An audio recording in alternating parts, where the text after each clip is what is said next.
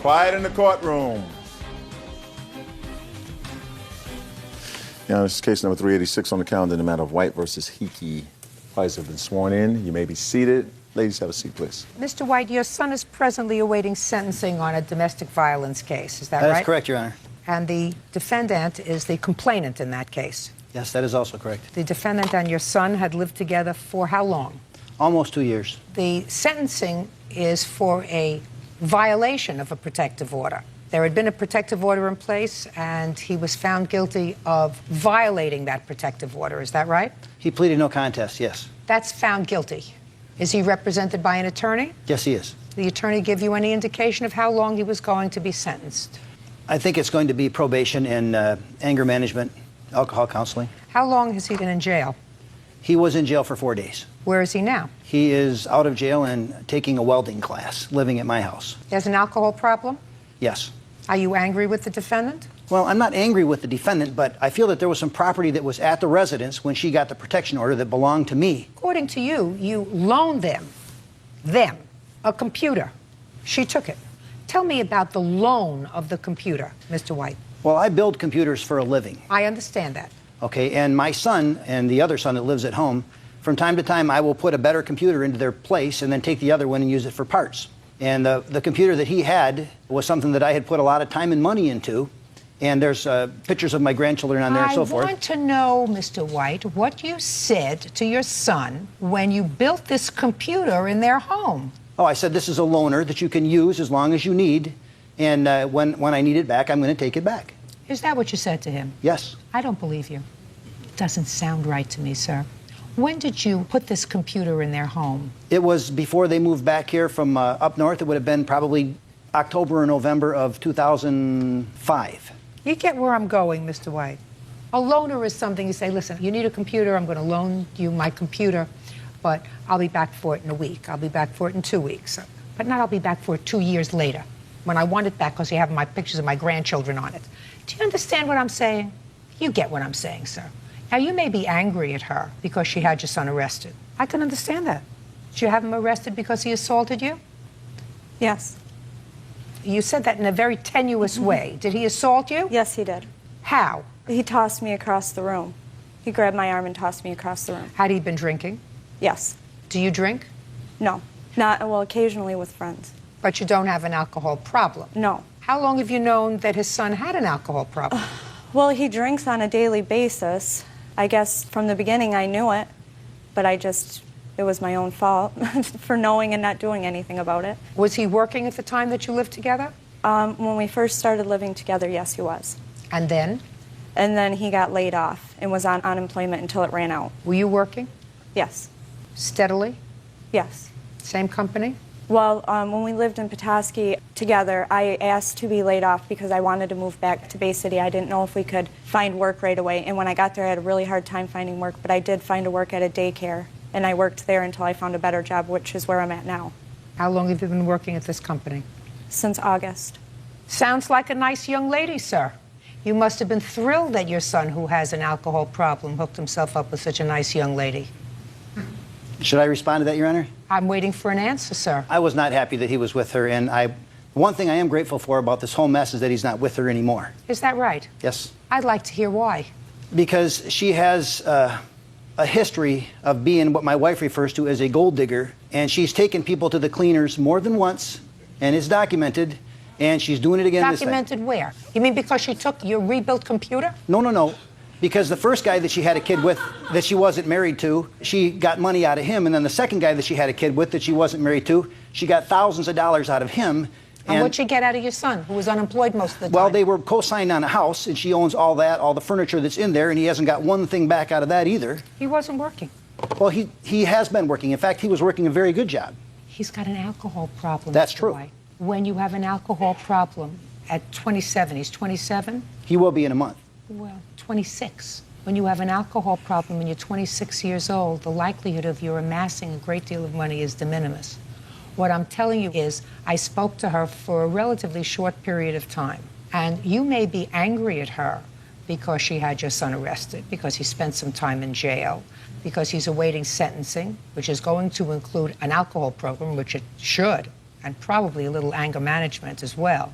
That doesn't give you license to sue her and to abuse the court system. What you're saying to me was, in 2005, 2 years ago, you put a rebuilt computer with parts that you put together in a home that your son shared with her.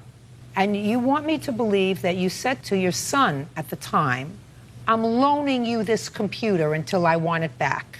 And I'm telling you that common sense suggests to me, sir, that that never happened. You may have said to them, from time to time, I'll come and add new parts to it and give you a new one. That I can imagine if that's what you do. But not 2 years ago saying to them, this is a loaner. If you say to me, I made a gift of this computer to my son and she took it, different story. Then your son would have to be here and say, it was my computer, I want it back. I understand what you're saying, Your Honor. And the only disagreement I would have with that is she took property that belonged to me and said she needed it for school. And yet I feel like if you take something that belongs to somebody else because you need it, that's not justification. It didn't belong to you. When you give it away, it no longer belongs to you. Judge Judy continues in a moment. It's his fault if he's an alcoholic, and it's his fault if he got himself into legal trouble, for which he pled guilty, which means he did the wrong thing. Not once, but twice, that we know about. And later today, I want you to be quiet. I want you to let him dig this grave all by himself. Do you understand? Yes. real cases, real people. Judge Judy. Peter White is suing his son's ex-girlfriend, Ashley Hickey, for the return of a computer. Now, you and your wife are angry at her because she caused your son trouble. Could have just as easily have split up without trouble, without police, without 4 days in jail, without lawyers, without bail, right? I disagree, Your Honor. You disagree that they could have split up without trouble? Is that what you're saying to me? Yes, if we would have been able to get some of the stuff back from her, like this computer. I'm not talking about stuff. Aren't you hearing what I'm saying? What I said to you, madam, was you would think as parents you would want them, if they were going to split up without police involvement. I agree with that. Well, Yes, Your Honor. so why can't you just say I agree? You don't have to be argumentative. I do. The only problem is your son was a violent alcoholic. And the only way that she could get him out of the house and get her to leave her alone was to call the police. Because he wasn't leaving her alone. He's not allowed to put his hands on her. And he's not allowed to come back once there's an order of protection. That's not her fault. That's your son's fault. And you better put the blame where it belongs, because it doesn't belong with her, it belongs with him. And the quicker he grows up and figures out that he has two loving parents, but he better not disappoint them, because you're going to be there for him if he falls on his face. But don't blame other people. It's his fault if he's an alcoholic, and it's his fault if he got himself into legal trouble, for which he pled guilty, which means he did the wrong thing. Not once, but twice. More perhaps, but twice that we know about. And if your son wants to come here and tell me that this was a gift to him and she took it without permission, I'd hear him. But you did not loan her your computer. That's all. Your case is dismissed. Parties are excused. You may step out.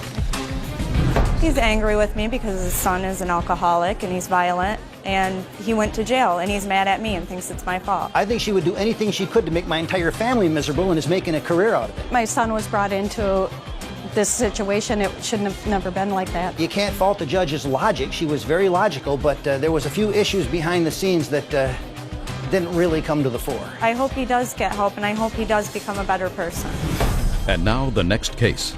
All parties in the matter of Gorin versus Spears, step forward, please. 20-year-old Olivia Gorin is suing her former friend, 22-year-old Jonathan Spears, for bail money after a high-speed chase. Ms. Gorin, you posted $7,500 in bail for the defendant.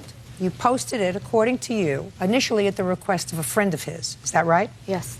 With his later promise to pay you back. Yes.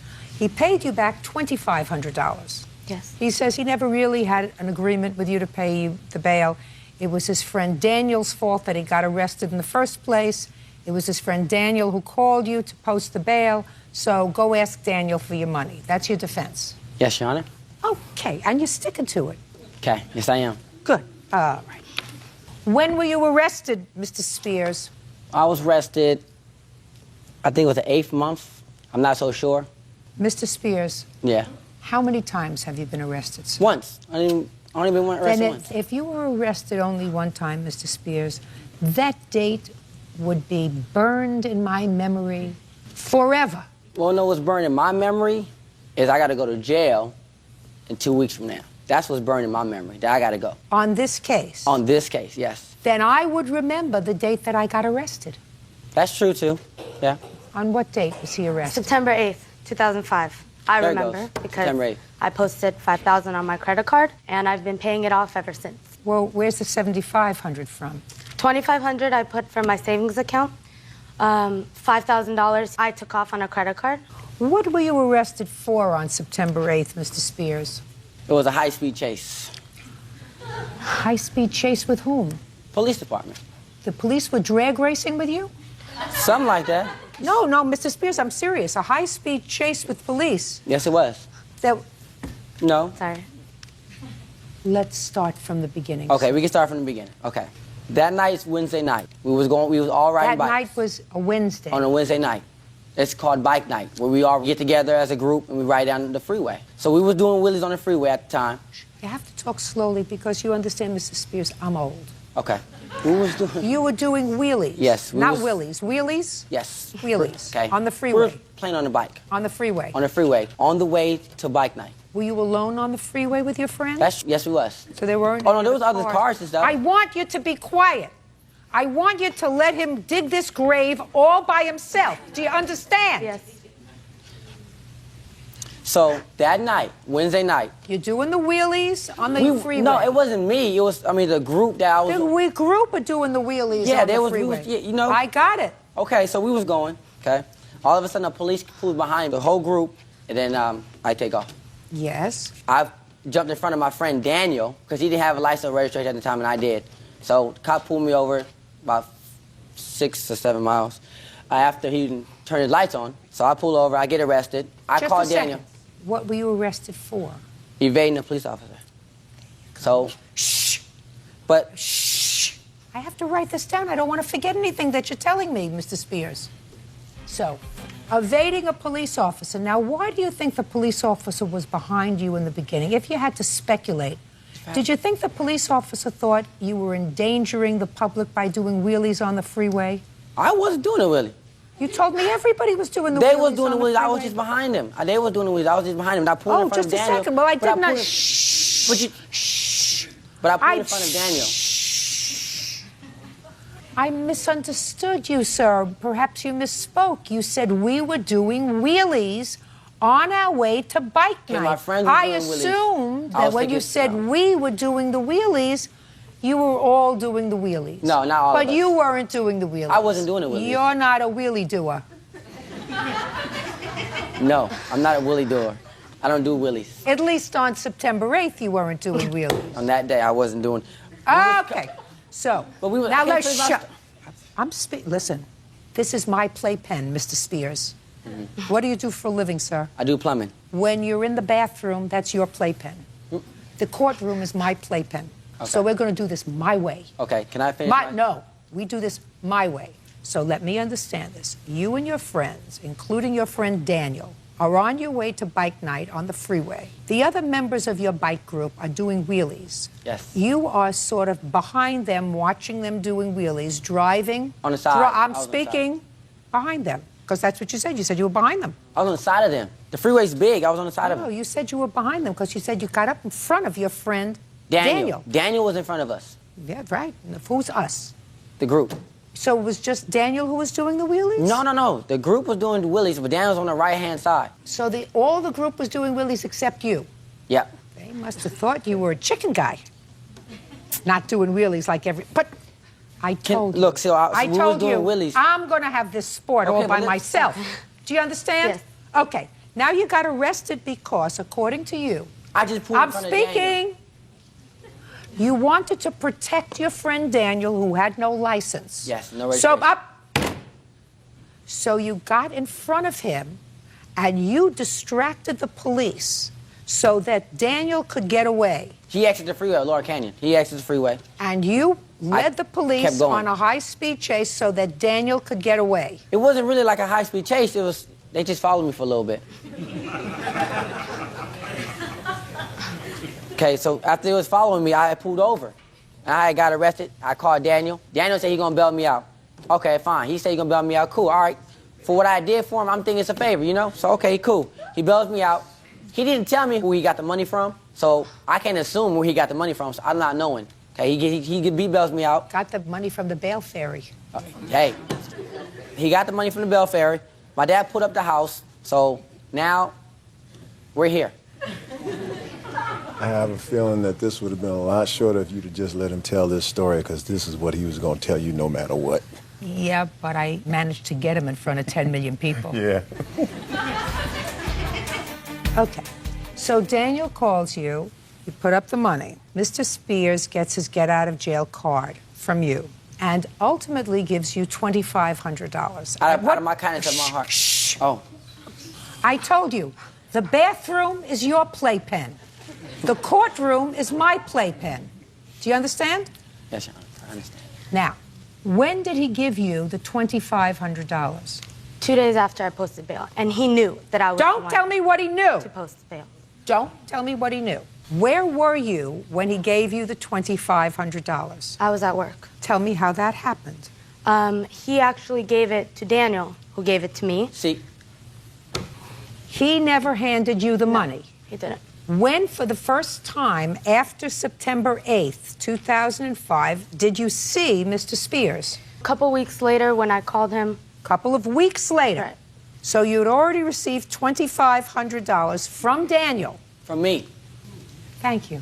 Thank you. That made my life much easier. So you gave Daniel the $2,500 to give to Miss Gorin, Yes. thereby acknowledging your debt. Thank you very much. Judgment for the plaintiff in the amount of $5,000. Parties are excused. Thank you. You may step out. I'm happy.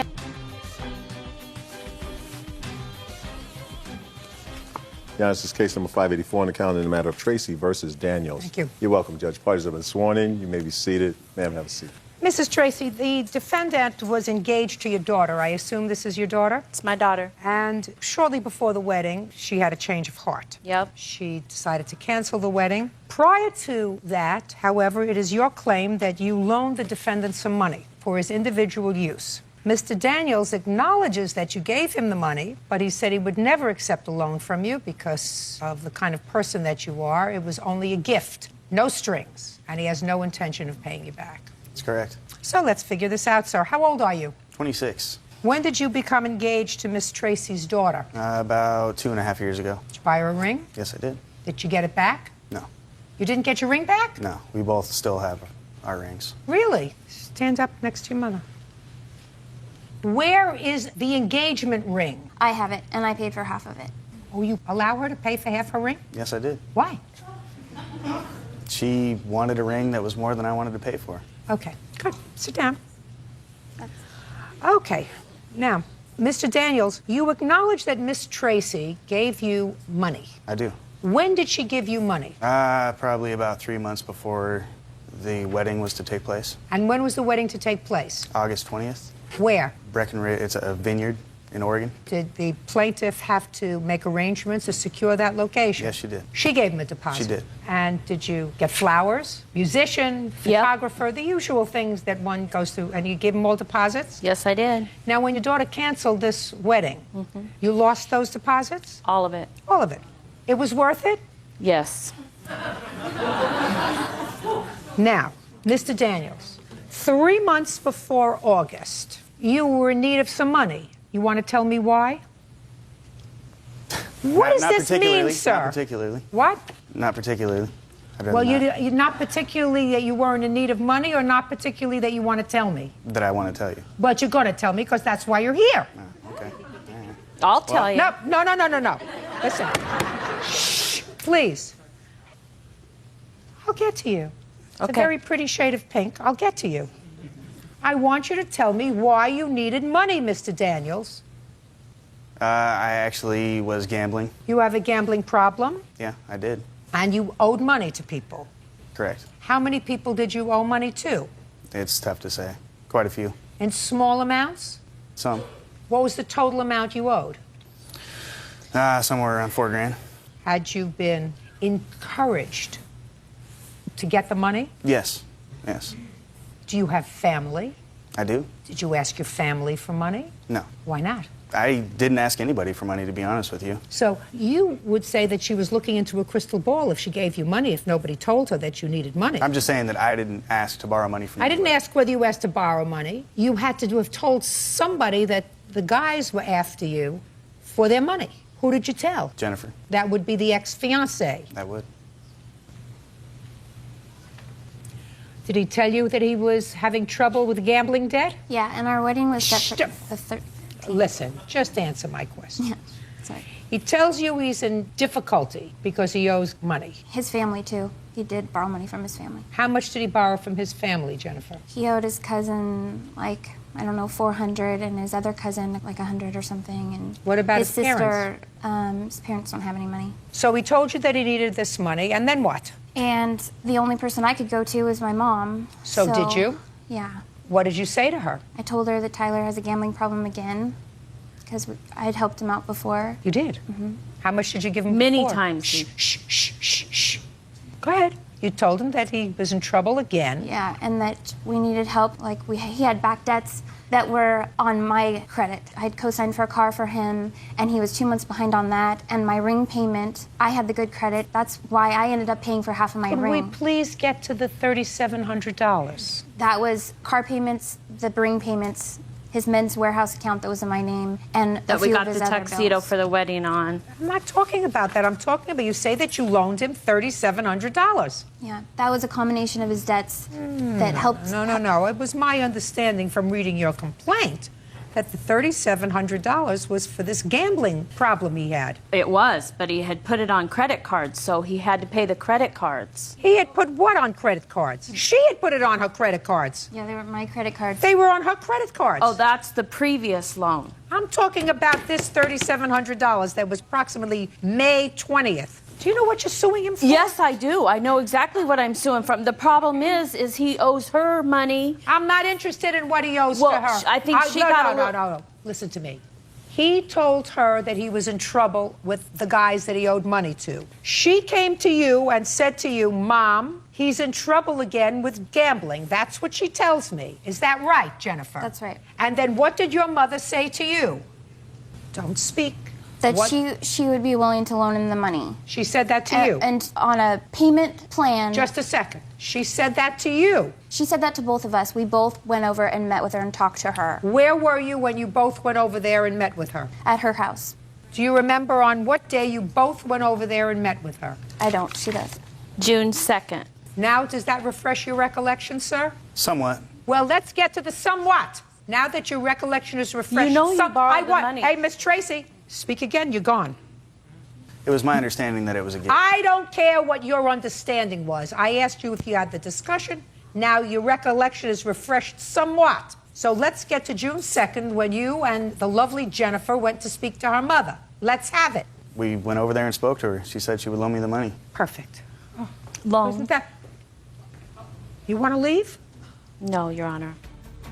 Judge Judy continues in a moment. I don't know how much your deposits were that you lost. Whatever it was worth it. It would have been a life of misery. The guy is worthless. And later today, My daughter had called me up while I was in Florida, told me that she had took my truck and that she was selling You it. also said when she came into the house, she took toilet paper from your house. Yes, she did.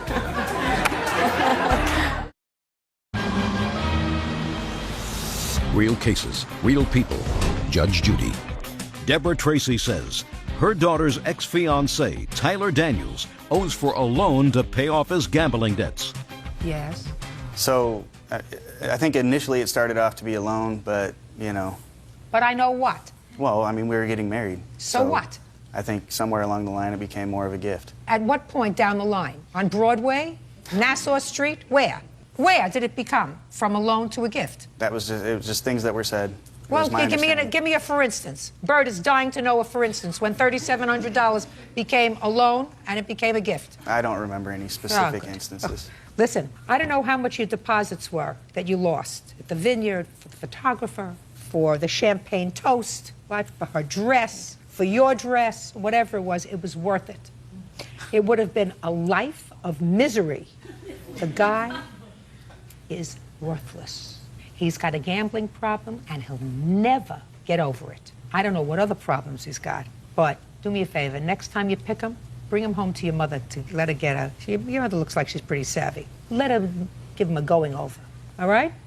Jennifer, and don't buy your own engagement ring. Girls don't buy their own engagement rings. That's ridiculous. Judgment for the plaintiff in the amount of $3,700. Thank you, Your Parties Honor. are excused. You may step out. Well, I wanted him and my daughter to start fresh without being in debt, They probably think it's a loan because the relationship didn't work out. start their life together, and Now they want their money back. it just didn't work out. I need money right now, and I'm not going to borrow it from her I'm not going to do that ever again. because I've learned a lesson from this too. Never borrow money. And now the next case. All parties in the matter of Años versus Años, step forward.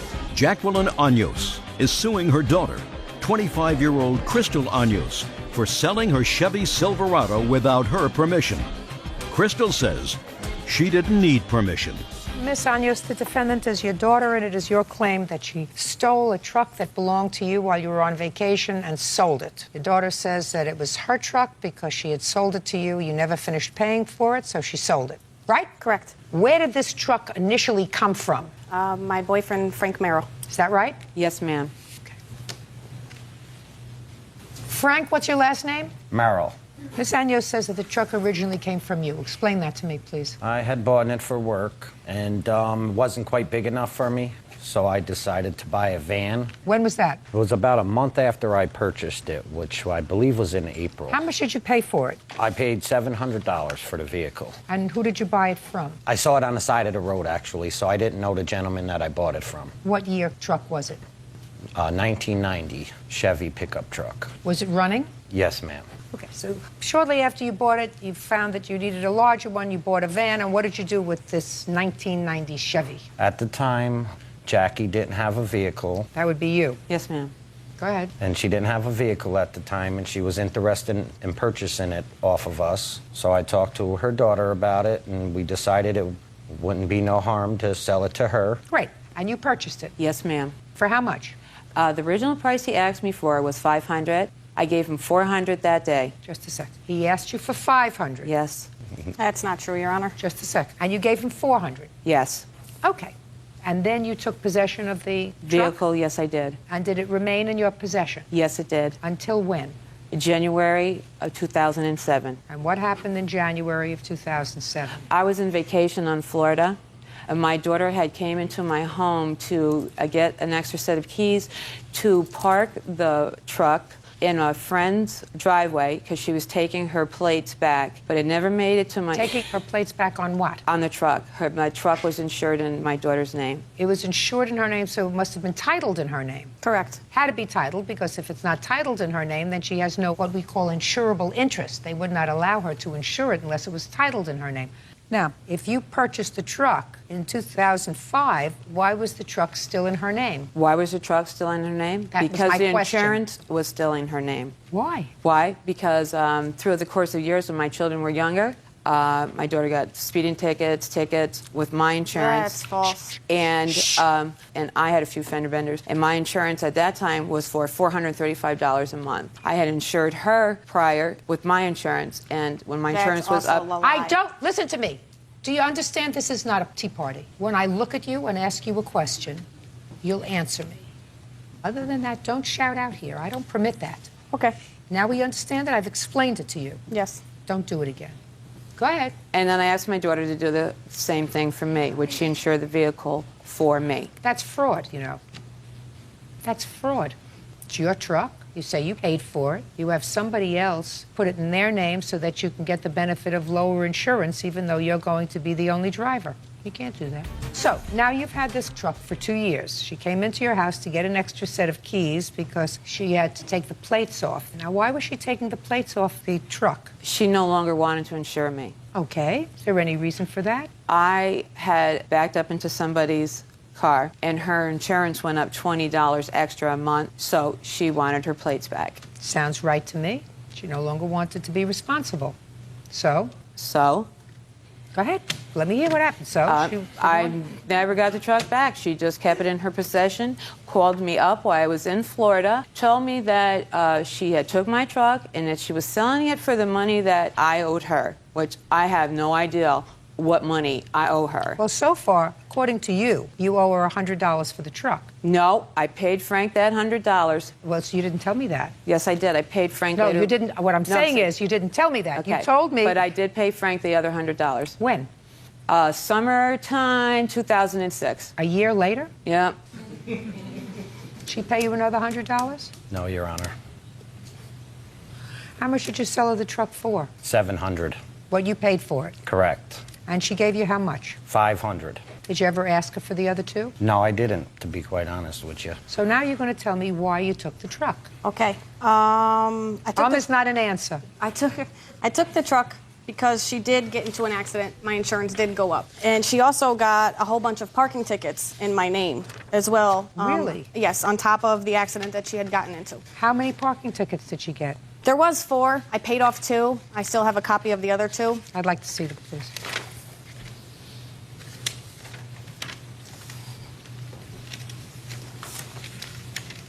Why didn't you pay your parking tickets? Madam.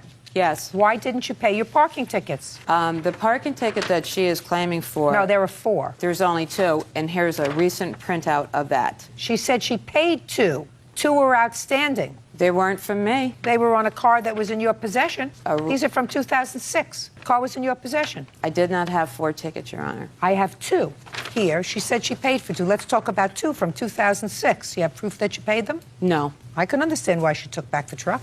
A, you didn't finish paying her for it. They might have let that go. B, you had an accident. You had an accident that forced their insurance to go up. Now, that's different from when a teenager has an accident forcing their parents' insurance to go up, because that's the life cycle. The life cycle is you are very excited to have children, and then they get their driver's license, and you can't wait for them to turn 25 so that you no longer have to keep them under your insurance policy. But then we don't regress and have our children take care of us and fraudulently keep a car in their name because they're their lower insurance because of your lousy driving record. The cycle doesn't go that way. So I can understand why she was annoyed, and I can understand why she was doubly annoyed that there were tickets outstanding in a car that you had, that was in your possession, that she now has to assume responsibility for. And it's a 1990 truck that she says she sold for $350. At least $100 of that was for fines. So what are you complaining about? What am I complaining about? That's exactly what I asked I put you. a lot of money into that truck, okay? And should have taken better care of it. Should have paid the tickets on it. Shouldn't have gotten into an accident. Should have had the car insured in your name. But what should about have when had I the had title. it in her, she had her vehicle in my name for 3 years. Listen Your Honor, to me. Shh. That's what parents do for children. That's what parents do for children. That's the cycle. That's what you weren't listening to. Your listening ears weren't on. Parents take care of their children. But until a parent is incapable of taking care of themselves, children aren't responsible for taking care of their adult parents. She shouldn't have to take care of you by insuring a car for you, by paying your parking tickets, or by having her insurance go up because you had an accident. What else? You also said when she came into the house, she took toilet paper from your house. Yes, she did. Yes, she did. Did you do that? Your Honor, Come on, is not an answer. It wasn't in her house. It was in her truck. And yes, when I took it out of her truck, before I sold the truck, there was 1 earring in the truck and toilet paper. I took the toilet paper, and here's the earring. Okay. I didn't bring the toilet paper with me. Earring, please, and give it back to the plaintiff. You're also suing for those that were in the truck. Okay. Ms. Años, how many kids do you have? 2. Where's the other one? Home. How old? 24. Lives with you? Yes. Has a car? No. Do you have a car? No. What does a 24-year-old do?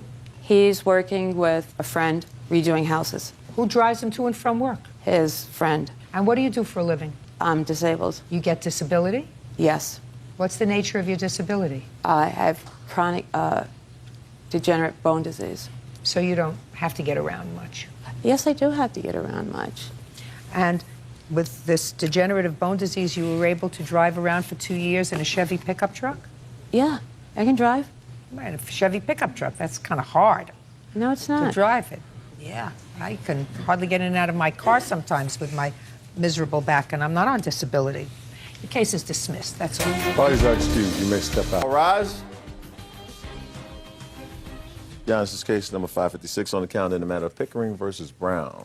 You're welcome, Judge. Parties have been sworn in. You may be seated. Ma'am, have a seat, please. Ms. Pickering, it is your claim that the defendant owes you money. You worked for him for a period of time, and you claim that you quit, but at the time that you quit, you still had some money coming to you. Yes, ma'am. Mr. Brown says that you did, in fact, leave your job, and you were paid up until the date that you departed. Is that right, sir? That's correct. Okay. What kind of work were you doing for Mr. Brown? I was primarily doing graphic design work. That was my major in school.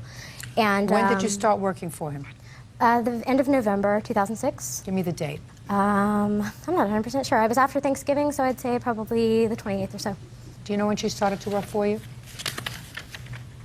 November 20th? That's not true. I came in after Thanksgiving listen break. to me. I ask the questions. You don't say not true. You said, I don't exactly remember, is what you said to me. So he looked at something. I assume it's a worksheet. It was her application. I hired her on that date of her application. That's true. I didn't begin work until after Thanksgiving. November 20th, 2006. And when did you quit? February 9th, 2007. It was a Friday. Were you a full-time employee or a part-time employee? Between November and December, I was part-time, and then I began full-time at the beginning of January. January what did you become full-time? January 1st. You started working on New Year's Day? Well, no, but at the beginning of the year. What day was it? For the record, Your Honor, she is not an employee. She's a subcontractor. That's not true. There was never any paperwork to justify that.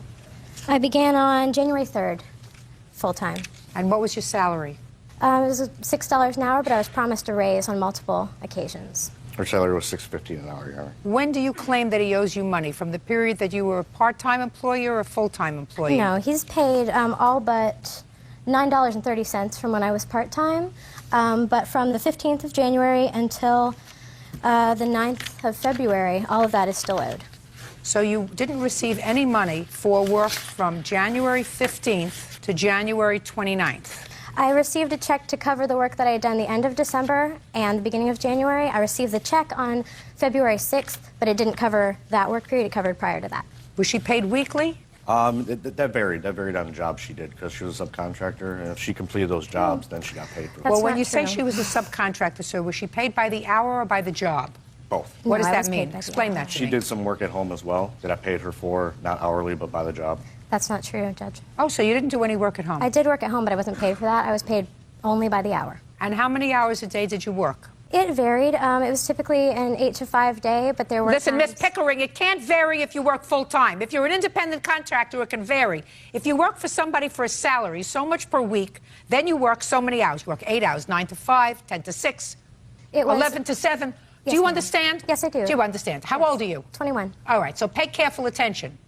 If you work for somebody as a full-time salaried employee, you are paid so much an hour for so much work that you do during a typical day, which is usually an 8-hour workday. Now, he says he paid you during the day, but he also gave you extra money for work that you completed at home. You say that didn't happen, that you didn't work for him at home. So he must be telling me a fib. All I want to know is, on what date of the week were you paid?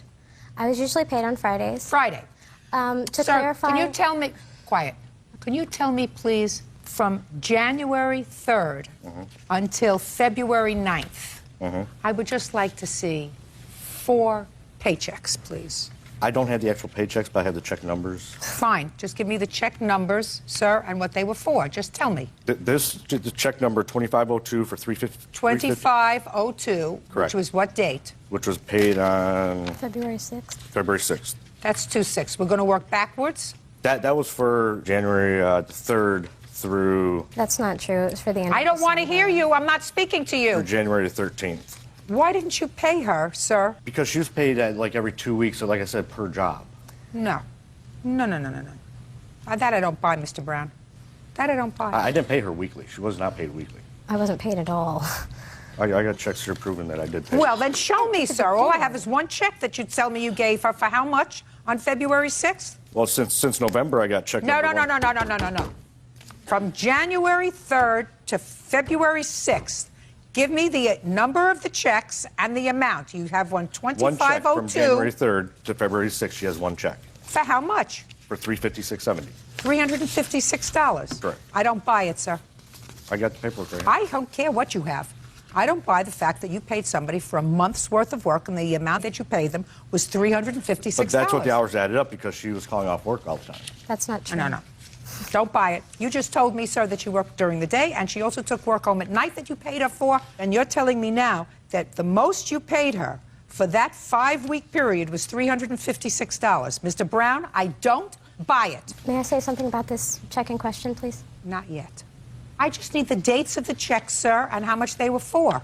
That's just one check. Show me the rest of the pay that you paid her from January 3rd to February 6th. If the answer is that's the only check, then we're right back to where we were 5 minutes ago. Are you following me? Yes, ma'am. All right. And if you're following me, I'm telling you that I don't believe that in a month all she earned was $356. That's what I have time cards for, ma'am. She turned in I time don't cards. care what you have time cards for, sir. That's how she got paid, was with time No, cards. no, no, no, no. Listen to me. Let's do this, and then I'm going to tell you why you're full of baloney.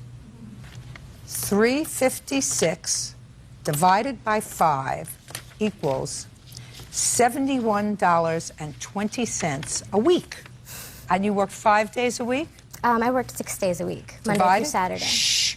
$11.86 a day, or a little less than $2 an hour. That's what you paid her, Mr. Brown. Mr. Brown, stop playing with your paper. This is what you just told me. It doesn't make sense, Mr. Brown. And if it doesn't make sense, it's not true. Judge Judy continues in a moment. If you didn't like the fact that you didn't get a raise, you should have quit. There's no other jobs in that small community, especially then you in have my a field. choice. Then you stay or you quit. That's what I did. I stayed. Well, that's fine. That's what you do. And later today, She thinks you're a pig for coming after her for this money now. And the truth of the matter is she was desperate and her own mother wouldn't give her a quarter. real cases, real people. Judge Judy. Sierra Pickering claims former employer Mike Brown owes for unpaid wages as a graphic artist. Now, how much does he owe you, Miss Pickering? He owes me $1,000. Well, show me. That's a pretty even number. Well, okay. I have all of my hours here. I have my timesheets as well. And he owes me $987.30 at $6 an hour. Now, if he had paid me $6.15 as he claims, or given me a raise as he also promised me, Well, you didn't get a raise. If you didn't like the fact that you didn't get a raise, you should have quit. So he owes you $987.30. I couldn't quit, ma'am. There's no other jobs in that small community. It was very difficult to find employment, especially in my field. Then you have a choice. Then you stay or you quit. That's what I did. I stayed. Well, that's fine. That's what you do. You owe her $987.30. Judgment for the plaintiff. That's all. Thank you. Excuse me, step out. I had a problem with my boss's temper. He would fly off the handle multiple occasions. She refused to leave the store. She was threatening, yelling, screaming. I walked in on him watching pornography at work, which I felt very uncomfortable about. There was absolutely no pornography in the office. He referred to me as, oh, don't worry about it, she's a freak, which I felt was very inappropriate, and I was very uncomfortable with that. Obviously something was going on that she dreamed up. I don't know. You need to trust your first instinct with people. You know, if someone comes across as sort of shady, maybe they are. And now the next case. All parties in the matter of Learmont versus Johnson. Step forward, please. Lori Learmont is suing her former friend, 25-year-old Amber Johnson, for a loan to pay her rent. Miss Johnson, this was your neighbor. Yes. How long was she your neighbor? 7 years. And according to what I read, there came a time when you had some financial problems and you went to your neighbor and asked for money. Yes. What kind of money did you ask her for? I needed money for my rent. I was behind on my rent, so I asked her for $700 for a loan. Was she a really good friend of yours? At the time, she was, yes. You had no family that you could ask money for? Not at the time. They didn't have the money to loan me. Who did you ask? I asked my mother. And your mother had no money to give you? No. So you went to your neighbor? Yes. And your friend, and you said, I have no money for rent. Did you have children? Yes. How many? 1. Could you please loan me some money? Yes. And what did she say?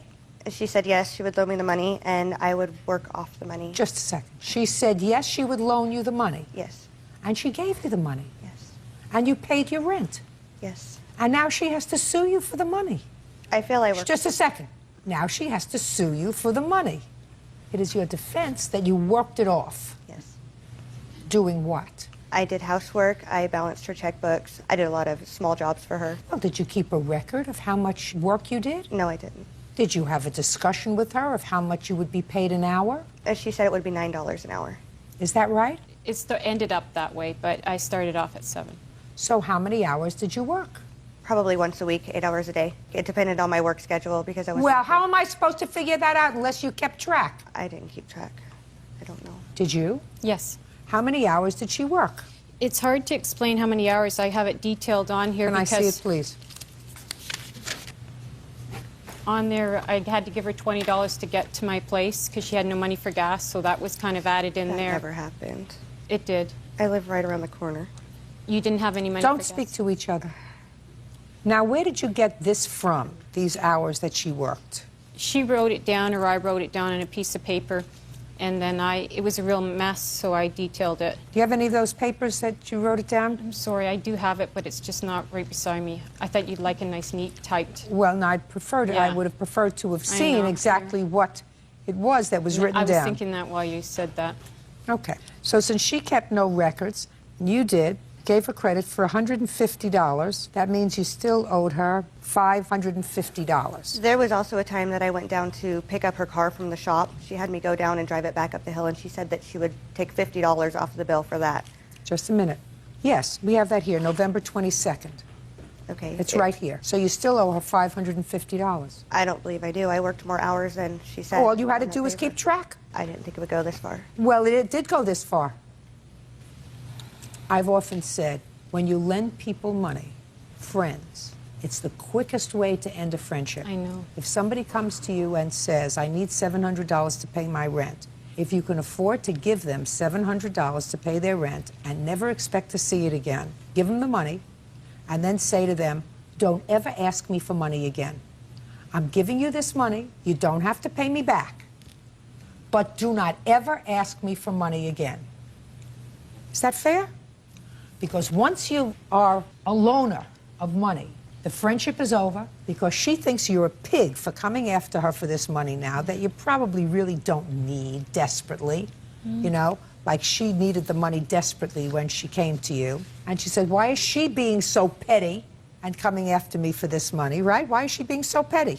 When the truth of the matter is she was desperate and her own mother wouldn't give her a quarter. A stranger did. So you owe her $550. Now, you have a cross-complaint for harassment. You want to get there fast? Yes, she was calling my work, harassing me at work. She probably called about 10 times a week at work. She would call me at 3 in the morning asking for the money. Her guy that she's living with showed up at my house, egged my door, threatened to kill me. There was so much harassment, I quit returning her calls. Why don't you just pay her the money? I didn't have the money, and I didn't have the time well, to that's work the off. answer. You didn't have the money. When for the first time did she ask you for the money? The next day. The day after the loan, she called me and said, I would like my money. And I said, well, I'm supposed to work it off. She said, no, I need my money now. I have people that are hounding me for money. I need my money now. The day after she called me. No wonder her mother didn't give her any money. There's a reason her mother didn't give her any money. When you have a responsibility, you're supposed to take care of it. You owe her $550. Your counterclaim for harassment is dismissed. If you paid her the money, she wouldn't have called you. That's all. Step out. All right, excuse you. Step out. Totally taken advantage of, totally conned me, and everything she said in there was a lie. She harassed me. She was calling me constantly. I was scared. Totally not true. It's all made up. It's like she's Academy Award-winning actress and makes up these stories. Pick up her car, clean her floors, scrub her bathroom. I mean, she was eccentric about everything, and she wanted everything perfect. I felt really sad, you know. She was going to get, she said, be on the streets, kicked out. I am thankful, but the harassment afterwards was not worth it. It's like what Judge Judy says, you know, if you have the money to give it away, but don't expect it back, and then you won't lose anyone's friendship. We're still neighbors, but we'll never be friends. And now the next case. All parties in the matter, Saldana versus Martinez. Step forward. 20-year-old Sergio Saldana is suing his ex-girlfriend, Yesenia Martinez, for the return of a promise ring and for damage to his car. How old are you, Miss Martinez? I'm 19. Mr. Saldana, you say that this lady used to be your girlfriend. You gave her what you called a promise ring. And you broke up, you want the promise ring back. And you also say she was in your car, and when she was driving, she scratched your bumper. You wanted to fix the bumper. That's correct. I'm going to deal with this very quickly so that you can go on with your life and do other things. When did you buy her the promise ring? I bought her the promise ring, I believe, June 13th. And when did you give it to her? I gave it to her on the day of her birthday. Say goodbye to the promise ring, Mr. Saldana. Your Honor, but the promise ring, it was Mr. a symbol Saldana, of our love. I know what a promise ring is, sir. It's given when you say, I promise that I'm going to love you, and you promise you're going to love me, and we're only going to go out with one another, we're going to be together. Just so happens this promise ring was given to her on her birthday. listen to me. She doesn't love you anymore. She doesn't want to be with you anymore. Kiss it goodbye. Now, Judge Judy, let's get to your bumper. All right, my bumper. Sometime in April of 2006.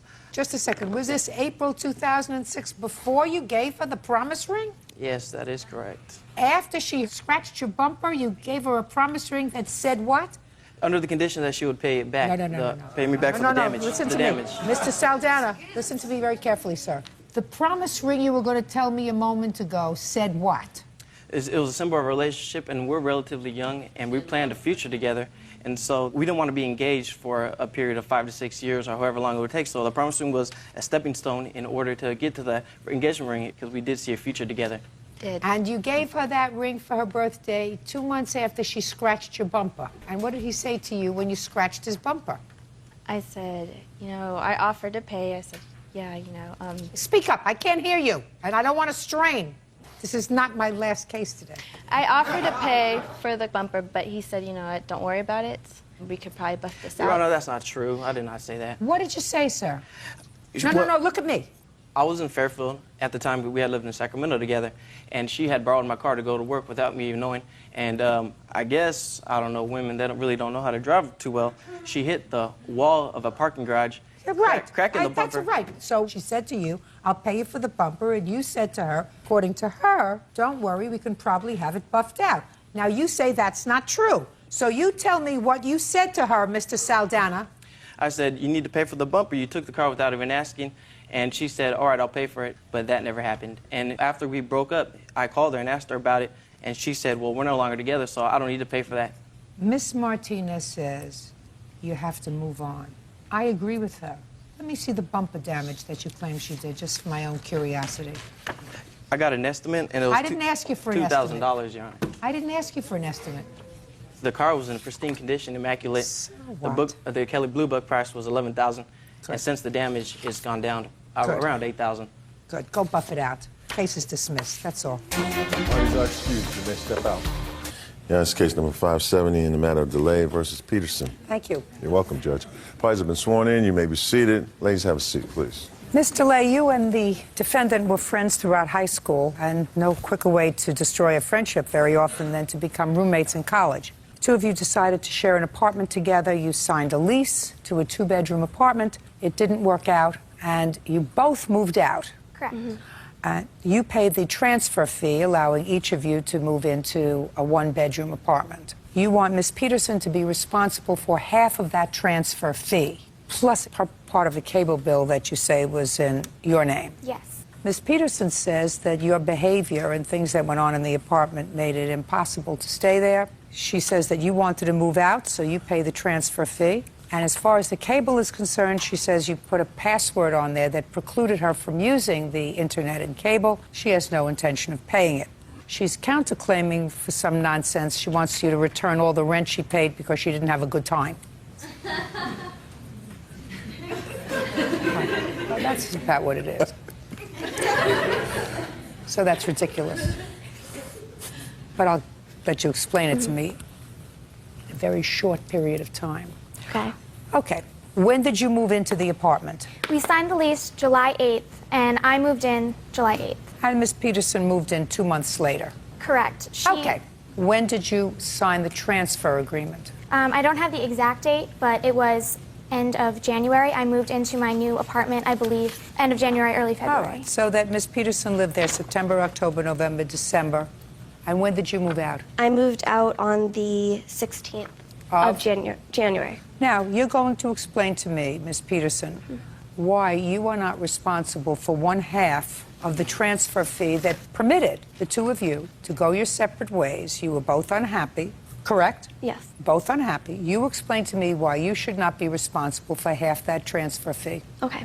Back in July, in the summer, Veronica expressed to me that she wanted me to find a new roommate to cover her half of the lease. And I went forward with that, and I found a roommate. In July? In July, before we were even living together, because of the cable internet bill, because I said I wasn't going to pay it.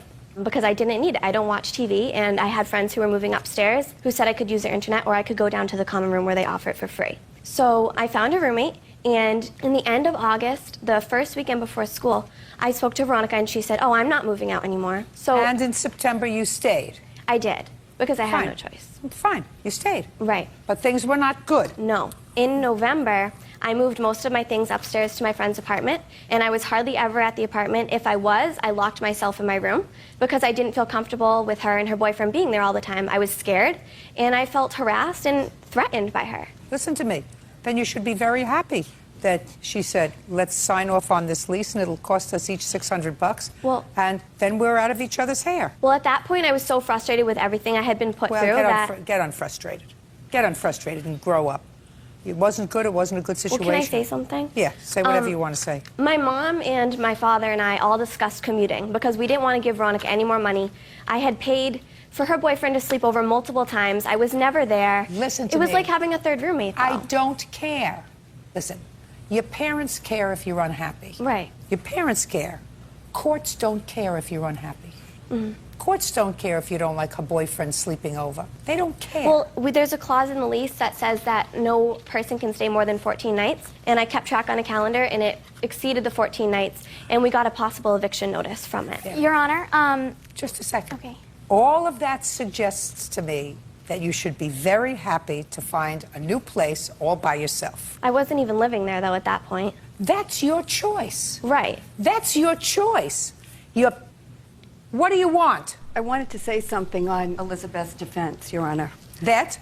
I'm her mother, and on December 16th, my husband and I went into the peninsula. We hooked up the cable and the TV and the DVD player. And because Veronica would no longer just let a me second. use hers. Right. Elizabeth wasn't able to use it. We went downstairs and we met with the Peninsula management, and we wanted Veronica to sign off the lease. That's what we needed, so we wouldn't be responsible for the apartment any longer. And what we were going to do was have Elizabeth commute. So there was no reason for us to pay a transfer fee. But Veronica is the one that wanted to move out. She wanted her own apartment. And yes, we did want that too. Your daughter wasn't staying there. She wasn't staying there because she was unhappy. Either she breaks the lease or she signs a transfer agreement. Those are the options. But that was the option for Veronica, too. She could have broken the lease. Just to say, she could have. This is a much better thing to do, rather than breaking the lease, to sign an orderly transfer agreement so that the landlord doesn't say, I'm stuck because they broke the lease. What I want to do is I want to move into another place. This is what it's going to cost. Otherwise, I'm on the hook for the entire year lease from January until the following June. But I didn't trust that Veronica would do anything. She hadn't done it in the past. I don't care what you trusted. Right now, it's a fait accompli. It's done. Your daughter is responsible for half the transfer fee on the apartment. There's no issue with regard to that. The only issue that I have for you, Ms. DeLea, is did you have a password or any device that precluded the defendant from using the internet and or cable? I had a password. Just a second. That's either a yes or a no. On the internet, yes. Did she say to you at any point, I'm not interested in cable? She told me in November. That's either a yes or a no. In November, yes. What month's cable do you think she's responsible for half of? September through January. She's not. Okay. She's not responsible for any of those. Your Honor, she disconnected my cable in December, and even though I was still paying for it, prevented me from watching it. I don't care. There has to be a contract. There has to be an agreement. Your Honor, I have Listen to me very carefully. Yes, ma'am. There has to be a contract and an agreement. I have one. For I whom? have an email, her writing that she would be responsible for half of all the cable and internet and electric bills. Just a second. Did you tell me that you put a password so she could not use the internet? There was a password on it originally, but... Excuse me. I'm asking your daughter a question. Sit. You too. Real cases, real people. Judge Judy. Veronica DeLea says her former roommate, Elizabeth Peterson, owes for cable bills and an apartment transfer fee. Elizabeth is countersuing for the return of rent and harassment. I'm asking whether she told you she wasn't going to use the internet, and you put a password on there that precluded her from tapping into the internet in your apartment. I was required to put a password on the internet from the beginning, so yes, there was a password. Did she have it? No, ma'am. Then she's not responsible for it. Okay. But she's responsible for half the transfer fee. I just have... Put your hand down. Okay. Stop being a baby. That's what you're responsible for. Just tell me what half the transfer fee is. Half the transfer is $625. Fine. You owe her $625 for that. Now, you want to give me your counterclaim in 30 seconds or less? I have a breakdown of the I'm not counterclaim. interested in your breakdown. Yeah, you have 30 seconds or less to tell me about your counterclaim, which is nonsense. Well, my countersuit was because Veronica was using drugs in the apartment, and I'm on a full scholarship at my school, and that really, I could have lost my scholarship if she got caught at the apartment because we both signed the lease. But you didn't. No, we didn't, but one of the security guards approached me saying that he smelled... You can't tell me anything that a security guard told you. I have a report from him. You can't tell me anything that anybody else said to you or wrote out in a statement that is hearsay. Do you have a police report? I talked to the lieutenant of the police station because the security guard had him come down. That's hearsay. Well, I called and they didn't have a report. I was very surprised. Listen, you happy now with your new roommates? Yes, but Fabulous. I'm unhappy that my scholarship was in jeopardy. Well, and it was like having a third roommate there at the apartment. My dear, did you lose your scholarship? No. Good. You owe her $625 transfer fee and your counterclaim's dismissed. That's all. Parties are excused. You may step out.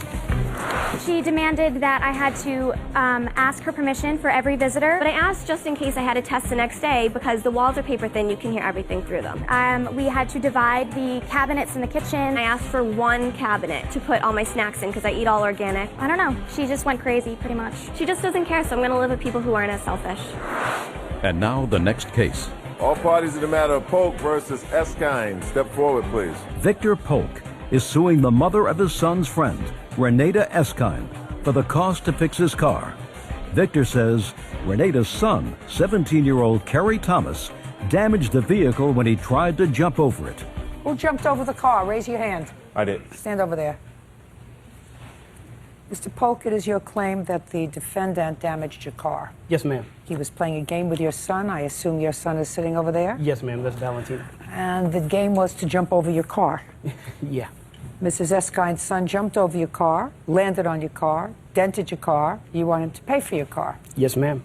Now, Mrs. Eskine has some ridiculous defense. She says that your son goaded her son into jumping over the car. That's correct. That's wrong. Nobody goads somebody into doing something that's wrong and doesn't take responsibility. He took responsibility. Then he has to take responsibility for paying for the damage that he caused to the car. Reasonable? Reasonable. Great. So the only question is how much, right? No, ma'am. Why? Because he didn't jump it alone, and he wasn't involved in it alone. They did it together. Both parents are both. Just a second, Miss Eskine, are you telling me that this young man jumped on and damaged the car? Yes. Okay, you, talk to me. Tell him. You, talk to me. Well, we were outside one October night. With me, Listen, him, and so. I don't care if it was an October night, whether it was starry or not. All I want to know is you, an idiot over here, were playing a game of jumping over a car. Which idiot fell on the car? I slid into the car. Not him. No, ma'am. Then your mother is wrong. Put your hand down. Miss Eskine, I'm telling you what the law is. That's why you're here. Not what you feel in your gut as a mother. What the law is. He was lucky. He didn't cause damage to the car. He wasn't lucky. He did cause damage to the car. The mother caused damage also. No, my dear, not according to your son. You don't have your listening ears on. Not according to your son. According to your son, the only one that went into the car, slid into the car, was him. That's what he told me. So your thinking process, while understandable that the boys are playing, and they should both be responsible, is not what the law is. The law does not prescribe that he has to pay for damage that he did, because he can say, no, I'm not doing it. You want to do it to your father's car? That's fine. No, I'm not doing it. And if he didn't do it, then there wouldn't be damage to the car. Is that right, Mr. Eskine? Yes, ma'am. Okay. The only question I have for you, I'm not finished, Your Honor. You're finished. The only question I have for you, sir, is I looked very carefully at your complaint. You said that initially it wasn't such a big deal, but then you realized that you had just had the car in a custom paint job. Yes, ma'am. Because it's a designer car. What kind of car is it? Vintage 1991 Ford Mustang 5.0 convertible. Okay. This incident happened on what date? We don't have a date. What date? October the 10th. I want to see the bill for painting the car prior to October 10th. My initial paint job, my painter. Don't give me a big story. I don't have Mr. Polk. I don't have the receipt. That's my problem. The painter that painted my car, his name's Carlos. He's in America on a work visa from Mexico. I went back to Carlos to see if he could get me a receipt. Our business was cash-based, so therefore he did not... Show me a withdrawal from your bank for $2,300. I don't have a withdrawal I don't receipt. believe you, sir. Then I don't believe that you spent $2,300 to paint your car. That's my problem. Got what I mean? I want to see a picture of the damage to the car. Sure. These are before and after pictures. If you take a look at the paint job on that car, you'll see that it's an immaculate paint job. It may be an immaculate paint job, sir. You should have gotten me a receipt. Why is it in the front yard? Just a second. I'm not speaking to you. I was showing it off. Put your hand down. I'm proud of you. my car. Why is it in the front yard? Well, this whole fender has to be painted. There's no question about that. And it has to be fixed. There's a dent in it. Now I'll see your estimates to fix it.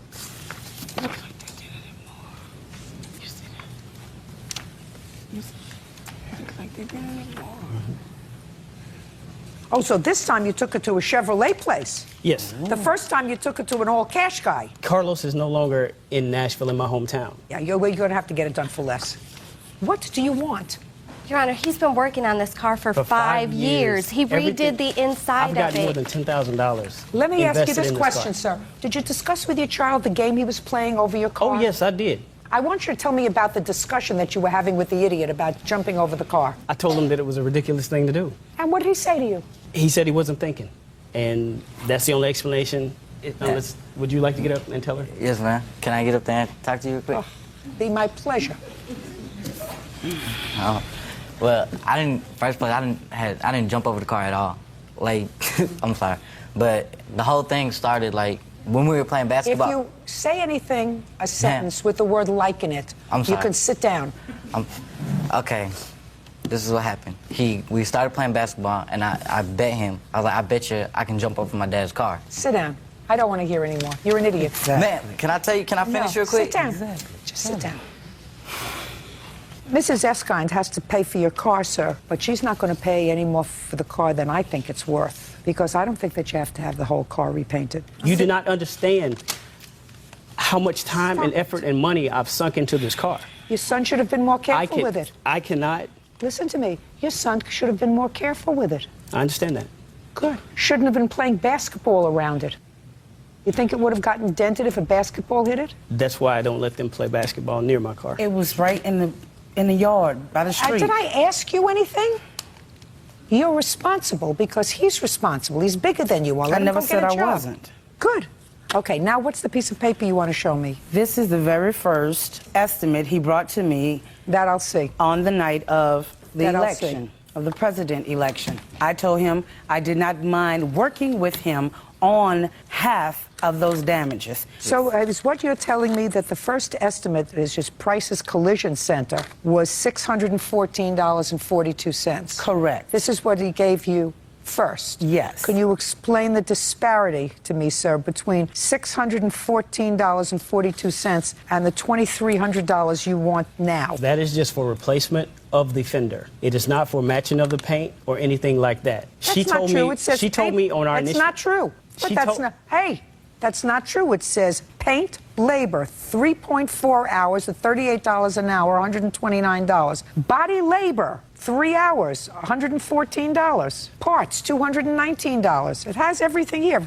It all adds up to $614.42. The car could not be painted on just the fender. I don't know that, sir, at all. That's your first received that. Judgment for the plaintiff in the amount of $614.42. That's all. Parties are excused. You may step. Yes, case number 220 on the calendar in the matter of Jones versus Moses. Parties have been sworn in. You may be seated. Ma'am, have a seat. Ms. Jones, you and Mr. Moses were in a relationship for a brief period of time, and according to your complaint, you made 2 loans to him. That's correct. One involved some criminal restitution, and the other was a loan for an attorney so that he could start divorce proceedings. I assume that this is your wife, Yes, ma'am. and you are currently reconciled with your wife, and according to you, Ms. Jones did not make loans to you. These were acts of generosity on her part, and there was no expectation that she was going to be repaid. Is that right, Mr. Moses? Yes, ma'am. Okay. When did you leave your wife? I left my wife November 22nd, 2005. 04. 04. But I would watch myself on the 22nd of November.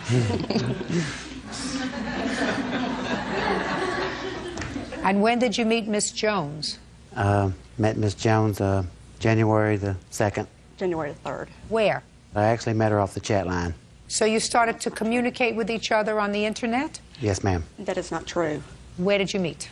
My car was broke down when I was coming out of the tanning bed at a strip mall, and he was coming out of a little place called Deals. And I asked him would he give me a boost. He said, yes, I don't have jumper cables. I said, I do.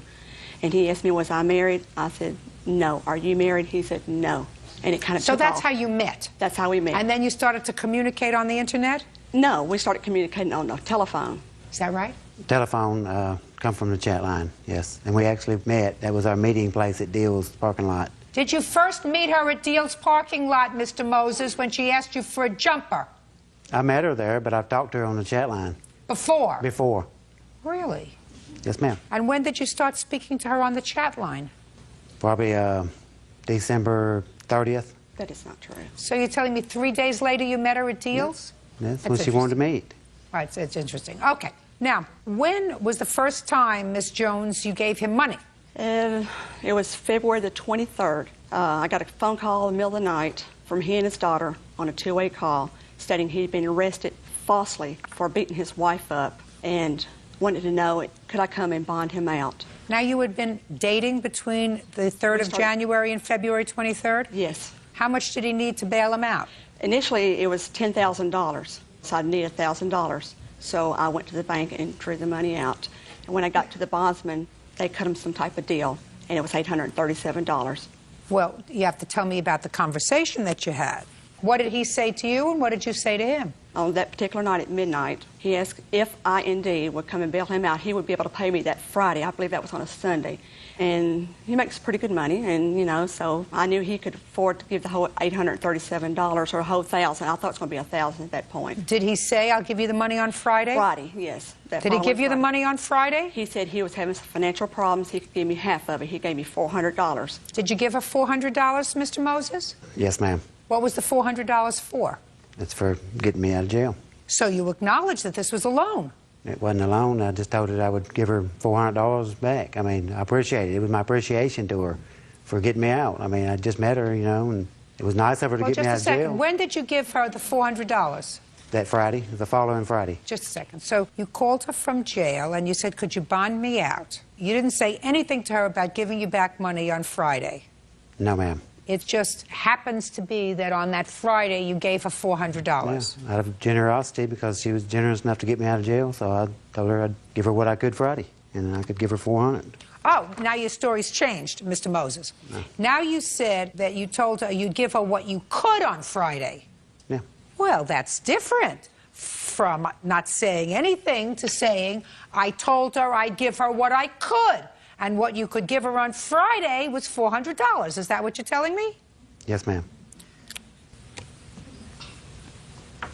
When was the next time Mr. Moses needed money? It was about 4 weeks later. He told me he had a... Just a minute. Between that Friday and 4 weeks later, you mean he didn't give you any more money? He gave me $150, $50 increments. When? Actually, the first payment was $517. No. Just answer my questions. Now you say that he gave you money in $50 increments, another $150. Was that over the next 4 weeks? No. There was no money exchanged between the initial loan and the second loan. That's what I want to know. So tell me what happened 4 weeks later. Well, when I met him, he told me he was not married, okay? Or make that clear. Then I find out that he's got a lawyer that he's dealing with his no count, okay? So he says he's not helping him. He's not helping him to get his kids. His wife is not taking care of the children. He needed his kids desperately. And he knew I had some money saved up, okay? That's my first probably major mistake. And he asked me if I would help him get this new lawyer, put the $1,000 retainer fee. Once his divorce was final, his kids was in his home and they were stable. His financial situation was stabilized. Everything would be on target and he would be able to... The check's in the mail. Right. So you gave him $1,000? I wrote the $1,000 to the lawyer. Is that right, sir? Yes, ma'am. She had pushed me into divorcing my... Well, explain that to me. How did she do that? Well, first of all, I never lied to you about being married. I told her I was married and I had 4 children and I was going to get a divorce. That was my goal, to get a divorce. You were going to get a divorce because your wife was a very nice person? I was going to get a divorce because we had some marital problems. Well, some marital problems doesn't always talk about divorce, Mr. Moses. Did you actually come here thinking that you were going to run circles in this courtroom? No, ma'am. So you told Miss Jones that your wife wasn't caring for the children? I did. That you needed to get custody of your children? I did. I needed them. Because your children were at risk with your wife because she wasn't taking care of them? My mother was watching them, actually, at my mother's house. No, they were running back to... My mother was watching them at... Was they watching them because your wife has problems? She was watching them because my wife was, yeah, she had problems. Put your hand down. What kind of problems did your wife have? She just had, like, No, look at my face. Oh. What kind of problems did your wife have, Mr. Moses? She had boyfriend problems. I mean... Drug. Did you tell the plaintiff that your wife had a drug problem? Yes, ma'am. Karnak. Judge Judy continues in a moment. How did your daughter find out you were in jail? I called. And did you say to your daughter, call Miss Jones? No, I did not. Baloney! And later today... I guarantee you, at their stage in life, they didn't anticipate taking care of 2 infants. Because not only did you make 1 mistake, but you couldn't keep your thing in your pants long enough not to make 2 mistakes. Real cases, real people. Judge Judy. Brenda Jones says ex-boyfriend Thomas Moses Jr. owes for bail money and a loan to retain an attorney. Brenda claims Thomas lied about being married. Now, you told Miss Jones that your wife couldn't take care of your children because she was abusing drugs and she had boyfriends. And you needed to get custody of your children. Yes, ma'am. Well, how does that translate, Mr. Moses, into she was pushing me to get a divorce from my wife? Because she kept on me and telling me that she loved me and she wanted me to get divorced from my wife and she would help me get my children and we could live together, and she kept forcing me to get a divorce. Forcing you? I didn't want a divorce. What did you want? What did you want?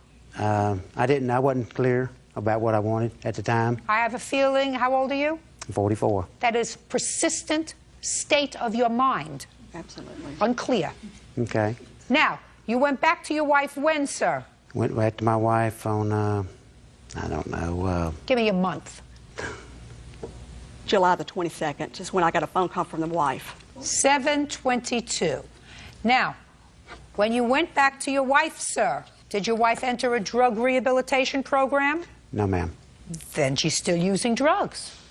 No, ma'am. Well, if one of the reasons you were having marital difficulties, sir, is because your wife was a drug abuser, and if she didn't enter a program, then she's still using drugs, unless you were lying to the plaintiff when you told her that your wife was a drug abuser. So which one is it? Were you lying to the plaintiff, or was your wife still abusing drugs? She is not abusing drugs now.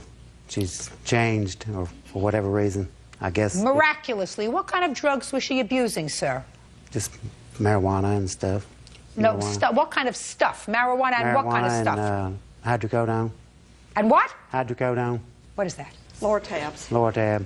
What is that? He told me some type of nerve pill. It's a pain pill because she has lupus and she has a bunch of stuff wrong with her. So she's not taking those pills anymore? She's not using marijuana anymore? Is that what you're telling me? Not to my knowledge. Not to my knowledge. So how come you decided to go home, sir? For my kids, because things wasn't happening fast enough for me. So you're home taking care of your children? Yes, ma'am. Now, you gave her $50 increments 3 times after the loan to the lawyer. What was that for? It was for the jail. It was for the jail? Mm-hmm. For the get me out of jail. So you were just being a nice guy then? That wasn't a loan? And it was never a loan. I never asked Miss Jones to get me out of jail. Yes, you did. Yes, you did. You asked her to get you out of jail because otherwise she wouldn't have known that you were in jail, sir. No, my daughter called her. How old is your daughter? 18. How did your daughter find out you were in jail? I called. I called my house because my house... You called your house and you spoke to your daughter. Mm-hmm. And did you say to your daughter, call Miss Jones? No, I did not. Baloney! I did not. Listen, what's your first name? Tommy. Thomas. Slick Tommy, let me explain something to you. You don't take advantage of people and then just walk away. You clean up after your mess. You made a mess, you clean up after it. Bad enough that you involved this woman in your muddled mind, your 44-year-old bouillabaisse that you got going up there. But to take her money is unconscionable, sir. Unconscionable. You owe her $1,287. That's the remainder on the bail and the $1,000 for the lawyer that you, for some reason, decided that you didn't need because your children needed you, which is a very nice thing. You decided to go back to your wife for your children's sake. Very nice. I would suggest to you that it doesn't serve your children well if your wife is abusing drugs to live with her. And if your wife isn't abusing drugs, then you told this lady a fib. Because unless somebody gets into a program, if they are drug abusers, they don't stop. Goodbye. $1,287 is what you owe her. Parties are excused. You may step out. She really didn't give me a chance to talk like I wanted to talk. She knows a piece of you know what when she sees one. She still calls me all the time and tries to get me to meet her places. She just psycho. I should have never left my wife. He took advantage of me, took advantage of my heart, and you know, that's the most harmful thing, I think. And now the next case. All parties in the matter of Thompson versus Frost. Step forward, please. Tracy and Steve Thompson are suing Tracy's son, 22-year-old Terry Frost, for a loan to buy a motorcycle, bail money, and impound fees. Mr. and Mrs. Thompson, this young man is your son? Correct, my son. Your stepson? Yes, ma'am. I gather you feel he's been a little bit irresponsible. A lot, yes. You co-signed for a motorcycle for him a couple of years ago. Correct. He stopped making payments on the motorcycle. Correct. You took it into your custody. You have the motorcycle. Correct. It was going to be repoed. So you made all the payments on it so far? Correct. When the bank called in regards to being repoed, our credit would be, you know, in bad jeopardy? order. Exactly. And so I asked TJ, you know, why aren't you making payments? So then he said at tax time he'd be able to make up what I've already paid and take over payments at that time. But he didn't? Correct. Oh, so now you took a motorcycle back over a year ago? 04, correct. It's been sitting in my backyard. Okay. Who has the title to it? I actually got the title. I got it last month, and it's actually in his name. Great. I have pictures of the bike, too, if you'd like to see it. I assume you've kept it in good condition? No, he actually didn't. He laid it down, and then it's like all dismantled, and apparently he blew out second gear. I don't know what all damage is to it, but... Okay. Have him sign this over to them, please. Your Honor, I really don't want the bike. Then you shouldn't have signed for him. You shouldn't have taken it back over a year ago. When you took it back over a year ago, madam, what you should have done is gotten it, sued him, and come to court immediately. You know, now what you have to do is you have to sell it, and if there is any shortfall between that and what you owe on the bike, you may be able to sue him again. But right now, you have to take the bike and you have to sell it. Now let's talk about the bail. You bailed him out, again, over a year ago. Yes. Tell me how that came about. He called one night. He had gotten a DUI, and I went down the next morning and bailed him out of jail. When was that? Late of 03. In 2003? Yes. So 2 years ago. Yes. When did you co-sign for this bike? In 2002. And what was he driving in when he had a DUI? Another car of his. Did you call them? Yes. Did you tell them you were going to pay him back for the bail? I just asked him to bail me out of jail. And they did? Yeah. Were you working? No. How'd you expect him to pay you back? Whenever he got a job. There are loans, and then there are what we call great expectations. I would assume that when he called you and said, I'm in jail, come and get me out, you said, I'll be right down. Right? Not quite, but What did you say to him? I reluctantly went down. Right. Because you love her. No, actually, I was not going to bail him out because that was Oh, his that would have second been very time smart. out. I wouldn't have bailed him out. Well, and then he Maybe- felt sorry for him. And this then was he in bailed him out. 2003. How old are your children? 2 and 8 months. Oh, at least he might not have had one. He makes a lot of bad choices. Correct. Isn't that right, sir? I guess, yeah. What do you mean you guess? How old are you? 22. You're 22 and you have 2 children. Yep. And how old is the mother of these children? 21. And where does she live? With her mom. And where do you live? With my aunt. That sounds like a wonderful family. Now, you hesitated for a moment, Mr. Frost, when I said you've made some bad choices. Let me explain to you what you've done. In your short period of time, you've probably screwed up their credit. Are they rich people? No. Well, you stuck them with a motorcycle loan, right? Right. You stuck them with your bail, right? Right. You stuck perfect strangers with taking care of 2 babies. That's your girlfriend's parents that she's living with. Mm-hmm. Right? Because I guarantee you at their stage in life, they didn't anticipate taking care of 2 infants. Because not only did you make 1 mistake, but you couldn't keep your thing in your pants long enough not to make 2 mistakes. And you say to me, you have a question as to whether or not you made mistakes? Yeah. You have a question? No. So you could have avoided the whole thing by saying, you know, I was a dumb kid. Okay. Dumb kids make dumb kid mistakes. They don't make babies. Right. Not 2. Who do you work for now? That's not a question that requires a lot of thought. You have 2 babies. For Thompson Tile Maintenance. You work full-time or part-time? Part-time, and I go to school full-time. Where do you go to school full-time? Davenport University. What kind of school? I'm going for medical.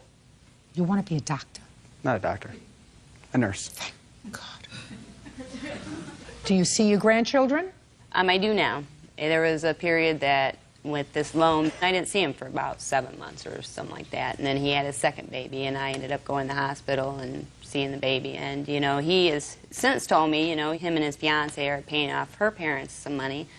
And I think he owes me this money for this bike because I don't want this bike. I want him to pay me for this bike because I didn't want the bike I think that morally he should do that. Yes. I just told you the legal result of what's going to happen here today. Right. If your son chooses to take the moral high road, that's up to him.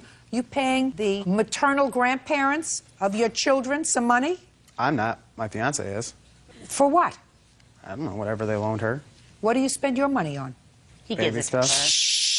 Well, that's good. Right. No, I agree. That's She's good. a That's blessing. fine. She's a blessing. That's fine. Somebody's got to support these babies. She's a blessing. She keeps things straight.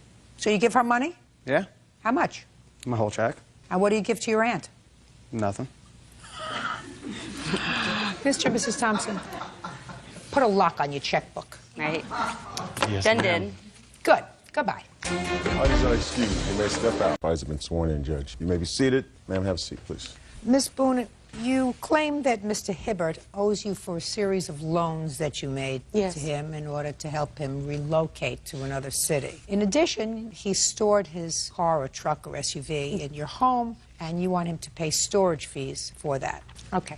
So you met, and at some point, he asked you out. You went out for dinner, you went out for a movie, you went out for a drink, you went out for something, or did he just initially ask you for money? No, it was a 3-day period, kind of a whirlwind romance, if you would. The way he got to my house was by telling me that he was interested in buying one of my cars that I had for sale, that he wanted to come see it. He also said he was a licensed mechanic and could check out this car I was test driving. He tried to get me to go out with him that night. You're talking too fast. Okay. I'm not interested in the social aspect, Okay, madam. right. I'm interested. You met him on January 6th. When for the first time did he ask you for money? 3 days later, he informed me that the next day he would be moving to the state of Georgia to go to seminary. He said he needed money to get to seminary, that it was a big move, it was a long way away. And I asked him how much. He said $2,000 or $3,000. So I told him that I would be able to loan him too. Normally, I don't walk around with that kind of cash, but I had just cashed up a check from a sale of a business that my family owned. Had you told him about that? I had showed him a cashier's check for $17,500 from Oh, me to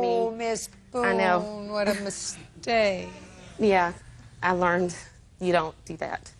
How much money did you give him? I gave him $2,000 in cash that day. The next day he said he...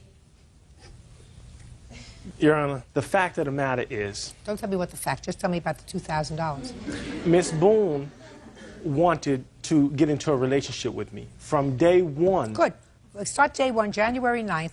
You took $2,000 from her, is that correct? She gave me the money as a down payment on my vehicle. Down? No. Oh, shh. Just a second.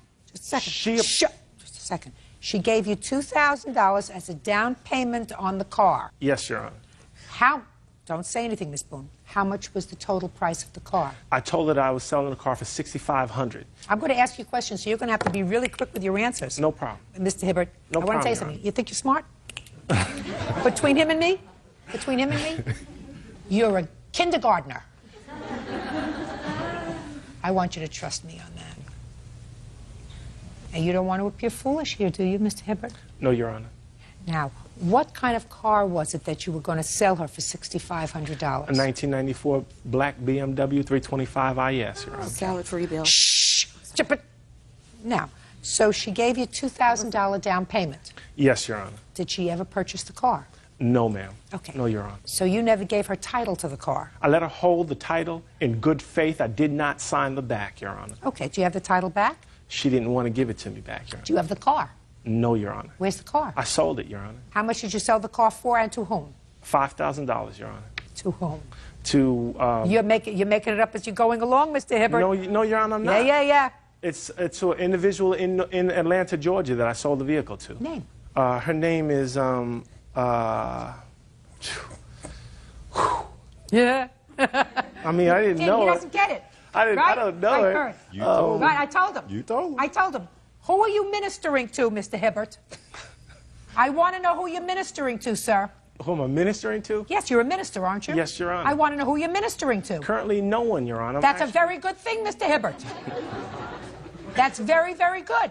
Because the truth will set you free, Mr. Amen. Hibbert. Yes, Why Lord. didn't you give her back her $2,000? I called her up and told her I would give her $2,000 back. Oh, here we go. Good. She said, I don't owe her $2,000, I owe her $4,300. And she maliciously went to the church that's endorsing me. I don't care whether she went to a church or not. And they pulled my endorsement, and that's the reason why I called her. Oh, just a minute. You mean she went to your church and said he's got my $2,000? No, and that's not all she said, Your Honor. She said that I did sexual misconduct to her. She said that I took her $4,300 from her, and she said that I trespassed on her property.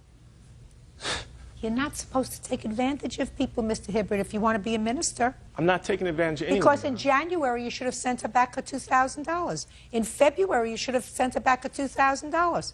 You took her $2,000. Isn't that right? I loaned him more than that, and it wasn't Just a for second. payment. Listen, did you hear what I said to him? Yes. About giving me an upfront? Yes. All right. Did you have a discussion with him about buying his BMW? No, I've always driven hand-me-down Cadillacs that my father would give. I'm a Cadillac person. And I have a 2002 Cadillac that I'm buying right now. Okay. I loaned it to him to move to seminary. Whether it was a loan or whether it was a down payment on a car that he never came through with, he owes you the $2,000, right? Your Honor, when you go to a car dealership and you put a down payment on a vehicle and you do not continue to make payments, what happens, Your Honor? You took the car. They come and take the car from No, you, and you took out the of your car. money. You took the car Yes, to Georgia. Your Honor, I did, and she knew this up front. She knew that that's what I was doing. He doesn't owe you anything for storing his car in your carport. Okay, he said he was going to get it in 1 week. He came back 4 months later to get it. What I'm telling you is, you could have gotten a tow truck to tow it out, send him a letter, say, if you don't get it out of here in 5 days, I'm getting rid of it. But that kind of favor does not turn into a contract just because you don't want the car. If you don't want the car, they call the garbage man, let him take the car. You don't get storage fees. Do you understand? I understand what Good. you're saying. Very good. Now, tell me what happened, sir, about this business where you were arrested for trespass. Once I found out that she went to the church and told the pastor these felonious stories, I then went to North Carolina to get my truck. Now, once I was at the mechanic waiting for my vehicle, the police roll up and arrest me and take me to jail, saying that they Can have... I see a copy of the complaint? Yes, Don't Your raise Honor. your hand, Miss Boone. Right here, there's the warrant for arrest, and here's the court where they gave me a not guilty charge on that, Your Honor. That's not what it was about. Okay. Date of the offense, it says here, was February 6th, 2005. What happened on February 6th, madam? We had a big argument. I was telling him to leave. He would not leave. The only way I finally got him out was to say, okay, I'm leaving. We're both going to walk out. And we did. I'm not getting the trespass, madam. Okay, they informed me that the magistrate informed Don't tell me what the magistrate. Okay. I'm asking you, what conduct of Mr. Hibbert's did you complain about to the police? He was blocking my door, and it was pretty scary at the moment. It was making me anxious. And then, listen to me. Subsequently, the same night, you got back together again. Yes. Was there any other conduct by Mr. Hibbert after that, where you told him to leave, he was blocking the door and he didn't leave, that you reported to the police by way of the trespass? No. That was it? Yes. And when did you report that to the police? The day that I filed the monetary charges, he was already in custody. And that day was May 27th, I think. Right. Okay. It was May 27th. So what you're telling me is you had this argument on February 6th, wherein you fought with him because he didn't come back. He was supposed to come back, and he blocked the door, and that was a trespass because you had told him to leave. You ultimately both left together, and then later that night you reconnected and got together. Yes. You didn't report that to the police February 6th, 7th, 8th, 9th, the month of February. Right. Month of March, you didn't report it to the police. March, April, May, you didn't report it to, you reported to the police 4 months later. That's what you're telling me? Yes. You just lost your $2,000. Well, you just lost your $2,000, Miss Boone. I'm going to tell you why. Not because I think he deserves a break, but because when people abuse the justice system, I'm not talking about civil court. Civil court, you take him to. Civil court, he owes you $2,000. You take him to civil court. But when you bring out a detective to take a statement, you took the time of at least one policeman, you took the time of a magistrate, you took the time of a court, you took the time of court officers, clerks to draw up your papers. You took all that time because you felt as if he didn't do the right thing by you. And you were going to get him good. No. You weren't just going to get him for the $2,000. You were going to get him good because that's not a trespass, madam. The magistrate advised me to do it, and it was... Well, listen to me. That's baloney. That's baloney. I don't believe it. It's hearsay. What you did was vindictive, and I don't care if what you do is vindictive. I mean, you know, vindictive conduct, as far as I'm concerned, is somebody who really is an amoral person parading around as a preacher. That you can be as vindictive as you like. But when you abuse the justice system, that's something that I won't tolerate. Judge Judy continues in a moment. And later today, she told me, too bad, I've talked to an attorney and you're not getting any more than that. She told me she wanted to take her dog to the vet weekly for the next 6 months, and she wanted me to pay for that. real cases, real people. Judge Judy. Carolyn Boone says, former lover Pepe Hibbert owes for a loan and storage fees. Pepe is countersuing, claiming Carolyn had him falsely arrested for trespassing. You weren't scared, madam, of him, frightened of what he was going to do between February 6th, when he blocked the door, and later that evening when you got back together. Now, when you say you got back together and reconnected, do you want to tell me what that means, Mr. Hibbert? Does that mean that you went out for dinner together? Does that mean you had a drink together? Does that mean that you were intimate together? What does that mean? I've never been intimate with this lady. Okay. What does it mean when you said to me you got back together? We got a hotel room and stayed there. Yeah, right. Okay, So what you're telling me is after you got a hotel room together, you decided to tell somebody in the justice system that he trespassed on your property on February 6th. To her. All right. Well, I'm not interested in it. You just lost your $2,000. Sir, and you just paid a $2,000 on your counterclaim. Do you understand? That means you get exactly what each of you deserve. Nothing. Goodbye. That's all. Parties are excused. You may step out. He's reaching for straws to try to get out of paying me the $4,300 that I loaned him. I continually told her I wasn't interested in having a relationship with her. He's trying to get me back. He's saying I ruined his career. And then when she saw that I was standing strong to not wanting a relationship with her. But it'll be brought to light, not here in this forum, but ultimately it will be brought to light. She then decided, okay, let me maliciously try to ruin this man. And now the next case. All parties in the matter of Crowther versus Moore. Step forward. Shelby Crowther is suing her neighbor, 24-year-old Cody Moore, for vet bills. Shelby says Cody's 6-year-old son, Caden, threw her dog in the air and broke his leg.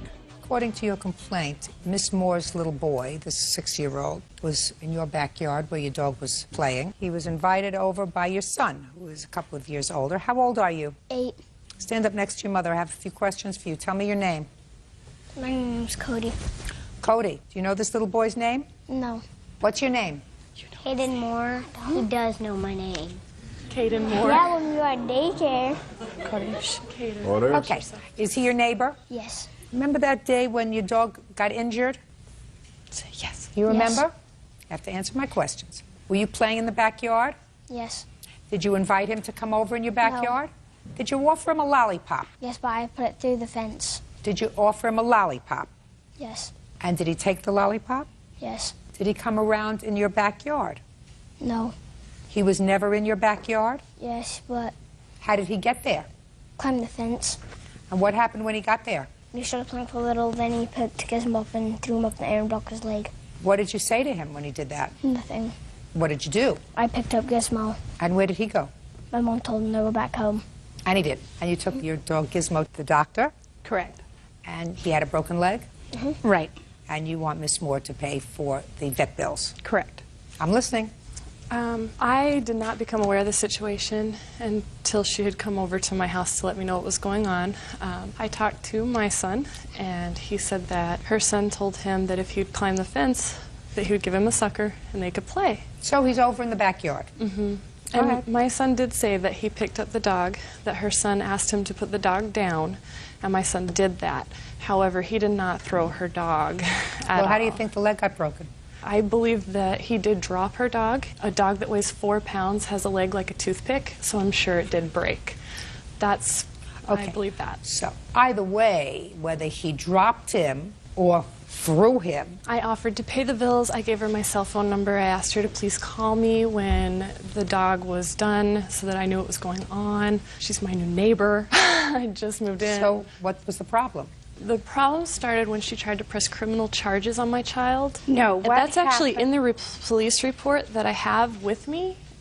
She had told the police a completely fabricated story. The police Well, came... what did you do after the dog? You took the dog to the vet. After I picked the dog up, went in the house, and immediately went over to her house. My husband held the dog for me. I went over to her house and explained to her what had happened. She told me that's not possible. Her son was in his bedroom unpacking. No, I said that is not true. He was just in my backyard, and I told him to go home. Okay, well, maybe she didn't know that. We went into the backyard. He wasn't in there, so he was in the garage. And she asked him, and he said yes, he did pick the dog up and drop the dog. Okay. And I told her, I said, you're going to be responsible for these vet bills. I said, I don't have the money. She looked at me and said, well, I'm a single mom, so maybe it's best to put the dog to sleep and I will buy you a new one. I immediately looked at her and said, that's not how this works. This is my dog. I mean, he's my baby. We're not going to put him to sleep. Did you go over there, Miss Crowther, angry? No, I did not raise my voice at her. You don't have to raise your voice. I was upset. I was bawling. Okay. I was upset. Okay. I mean, I can imagine that you were upset,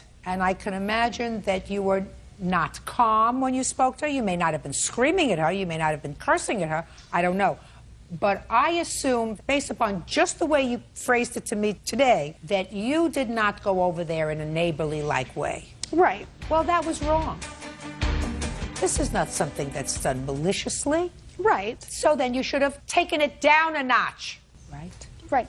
You owe her an apology. I'm sorry if I upset you. You should have taken it down a notch. She didn't do anything. Right. I didn't become enraged until she told me to put my just dog a second. to sleep. Enraged is a relative term. If you went over there and you say, gee, that was just a real bad accident, I think that your little boy was responsible for my dog's broken leg. Right. You know, I'm going to take the dog to the vet. You know, we're going to be able to handle this. That's one way of putting it. Another way of putting it is to go over there with screaming mimis on, you know, because your dog is injured. I got it. But I think, at least with her, you overreacted. She said she'd pay the vet bill. What's the vet bill? Well, the problem She is... said she'd pay the vet bill. What's the vet bill? $364.25. That's a hefty bill for her to pay, but if she said she would pay it, it's her responsibility and she's going to take care of it. Did you call the police? Yes. Why? Because I was informed that I had to have a police case number in order to file a civil claim in court. Well, I don't know who's giving you legal advice. Certainly not any reputable person I know. You don't need a police report in order to file a small claims case. I don't understand if I said I would pay it, why she would have to file a small claims case anyway. I have no idea. I have no idea. She was only going to pay the initial bill. She told me she would not pay to have the cast removed. She flat told me, I'm only going to pay the $299. And I says, what about the remaining cost? She told me, too bad, I've talked to an attorney and you're not getting any more than that. Actually, she told me she wanted to take her dog to the vet weekly for the next 6 months, and she wanted me to pay for that. The vet required required that he come in every week to have the cast looked at so that it didn't get infected or anything Whatever, happen. the whole bill was $364.25. Judgment for the plaintiff, $364.25. When you have a new neighbor, you try to handle things reasonably. She seems like a nice lady. Now you're at odds with each other and you share a backyard. That's terrible. And you have two kids who probably play very nicely together. You know, they're two nice little boys. See if you can go have a cup of coffee together. It would probably be a very good idea. You're going to live there for a long time? Plan to. All right, so you got off to a bad start. See if you can make it better. Okay. You'll be happier. That's all. Thank you. Parties are exchanged. Parties have been sworn in. You may be seated. Folks, have a seat. Miss Ali, it is your claim that you and a boyfriend were at defendant's club and you were, without provocation, assaulted by an employee of his. And the defendant's position is that you were intoxicated and that any injuries that you sustained as a result of your own intoxication. Is that right? Yeah. Yes. Okay. When were you at his club? On May 9th of this year. How old are you? I'm 21. And what do you do? I go to school and I do customer service. What school do you go to? OSU. What is Ohio that? State. You a full-time student? Part-time. And you work part-time or full-time? Part-time. Who's your boyfriend? Is he here? He's right there. How old is he? He's 22. So you go to school also? Yes. Now, on the 9th of May, who were you at this club with? I was with him. With Just the my two of you? boyfriend. Just two of us. Had you been to this club before? I've been there once before. What time did you arrive there? I arrived there about 11:40. Where had you been before that evening? Before that evening, I've been to the movies. With your boyfriend? Yes. And from the movies, you went to the club? Yes. Tell me what happened. Okay. At the time when we got there, we were just having fun, just around there. And then it got about 2 o'clock. It was time for everybody to go home. And we were about to leave, and then one of the security guards, he was going to open the back door for us to leave. And all of a sudden, I heard another security guard yelling behind us. He came and he said, "I know you two heard me calling you back there. Why are you ignoring me?" And my boyfriend nicely said that, "I'm sorry we didn't hear you, but we are leaving right now." And then he said, "No, you can't go because I know you were ignoring me and you need to tell me why you were ignoring me." And then he grabbed my arm. And when he grabbed my arm, I yanked my arm off him and told him, "Please don't ever touch me again." And as soon as I said that, he must have got mad, and he grabbed both of us and just pushed us against the wall real hard. Shh, don't say anything. When he pushes against the wall real hard, like it hurt my back. And then all of a sudden, it happened so fast that he hit me, and I must have dropped because I don't remember exactly what happened. I heard noises, but I couldn't see. I remember my boyfriend grabbing me. When he grabbed me, we were pushed out from the back door. And then we heard all noises, and I heard my boyfriend call the police and the ambulance for me. And then when the cops arrived, he asked us what happened. And when my boyfriend tried... Can I see the police report? Sure. Is the security guard still in your employ? No, ma'am, he's not. What's his name? I know him as Big Ant. Big Ant? Yes. How long did he work for you? It's perhaps a year or so. Well, Mr. Dugan, you pay your employees on the books? Sometimes. Did you pay Big Ant on the books or off the books? Look at me. Yes, ma'am. On the books or off the books? He was paid cash at the end of every night. I do not know if he reported it. Well, I'm just asking you because if you paid him on the books, then you'd have to have a name other than Big Ant. Yes, ma'am. You thought this was going to be easy? No, ma'am. It's not going to be easy. Yes, ma'am. Because you weren't there that night. No, I wasn't. And you don't know what happened. Hopefully... I was home with my pregnant wife, who was 2 weeks away from giving birth, ma'am. Listen, they're good for you. Thank you. And I hope everything turned out okay. But right now you have this gentleman who I assume wants to tell me what he saw because he was there that night. Is that right? Yes, ma'am. You'll be up there in a second. I want you to make sure you got it all straight in your head. You understand? Yes, Your Honor. Any other reports that you have? No, ma'am. I have some pictures of the incident that I would like happened to see my them. eye. You were treated at the hospital for my eye. You had a laceration under your eye. According to the police, somebody socked you in the eye. Right. Is that the only injury that you sustained? Yes. Tell me your name. Troy Jones. On what date did Big Ant terminate your employee? As of that night. Not heard from him since. When you say as of that night, is that because he didn't return to work on the 10th? Or because you told him not to return to work on the 10th? He left before the police arrived, or when the police arrived. And you know that from this gentleman? He and other employees. Why did Big Ant take off? I have no idea, Your Honor. All right. Mr. Jones, how long have you been in Mr. Dugan's employ? On and off for about 5 years. In what capacity? I work with the bands that work there on a particular night, specifically Sunday nights. What do you mean you work with the bands? I'm also a member of the band also. How many hours were you working that night?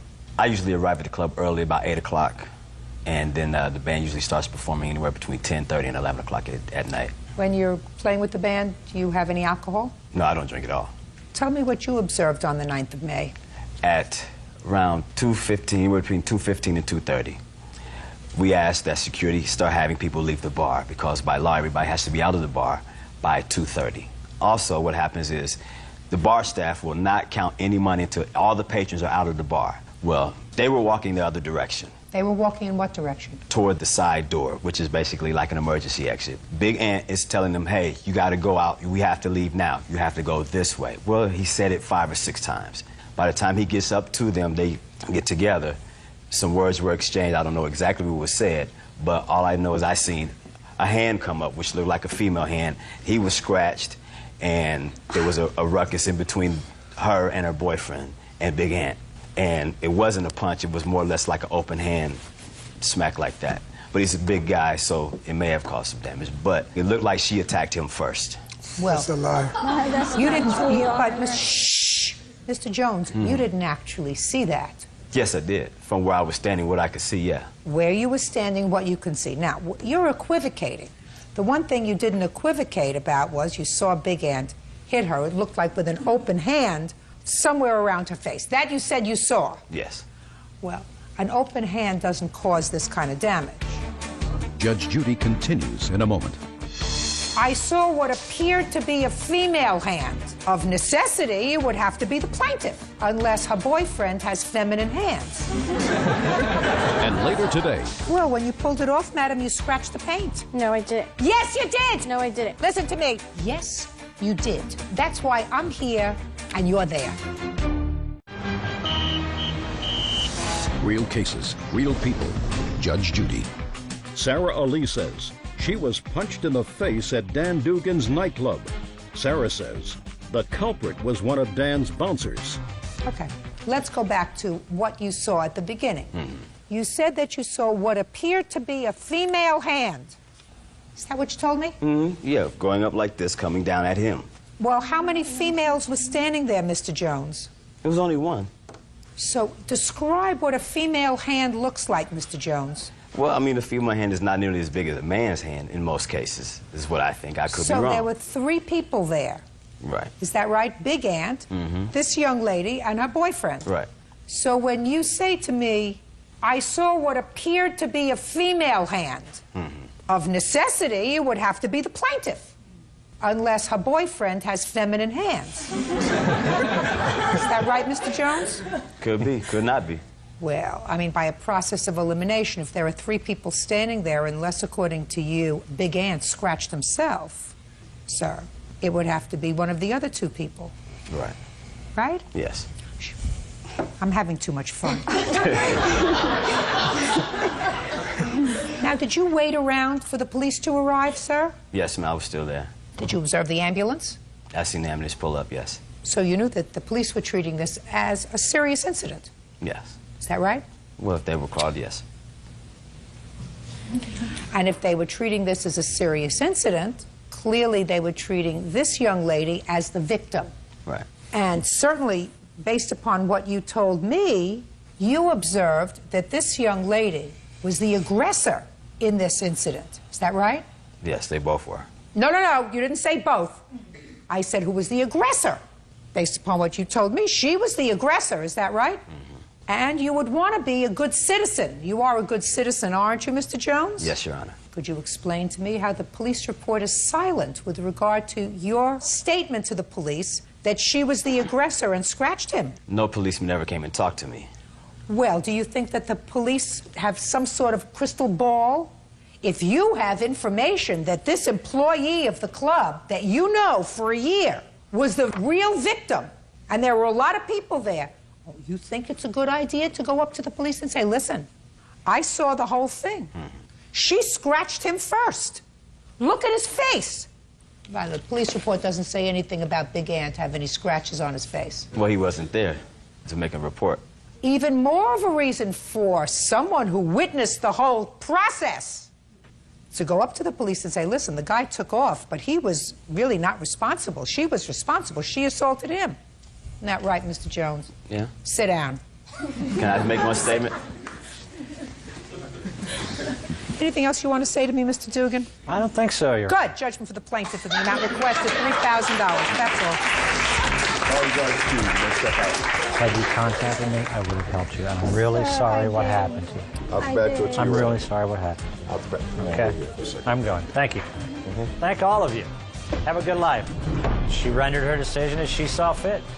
That's her job. I think I got what I deserved. I'm happy with the judgment, but I still they need some regulations in the club. As I was leaving, this security guard comes out of nowhere and picks on us for some reason. They said that a woman was punched by a bouncer when she refused to leave. I tried calling the club many times. They want to come and have a nice time and behave themselves and leave when it's time to leave? Great. I never went back there after that happened, and I don't intend to go back.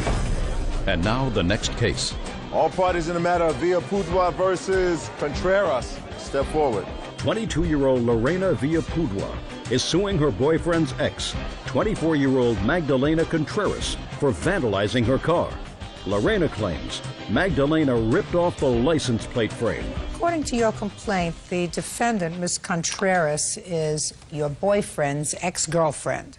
Correct. They also have a child together. Right. How old is that child? He's 6. Are you pregnant again? Yes. Whose baby is that? My fiance. You live together? Yes. You only have one child? Little Rudy, and then this one that's coming on the way. According to your complaint, you and your fiancé were at an open school night at Rudy's school. Right. The defendant was there with her mother? Yes. There was some sort of an argument that took place, and after that, Ms. Contreras vandalized your car. Yes, because she was upset with him.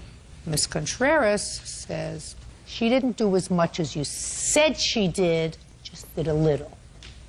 Is that your defense? Yes.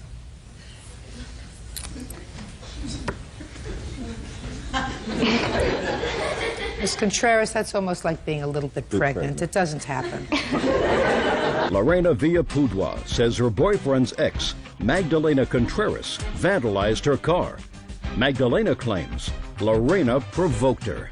Now, I'm going to go to Ms. Contreras because Ms. Contreras doesn't seem to object and seems to acknowledge the fact that she did put her hands on your car. So I'm going to ask her to tell me why. Because my ex, Rudy, was supposed to take our son. Rudy? Yes. He was supposed to take our son to open house, which he didn't. And okay. So it was an open school night and Rudy was with his father? Yes. For how long? It's joint custody, so every other week he's with his dad. So he had him for the week? Yes. Okay, so he didn't bring him to open school night? Yeah, he didn't. So?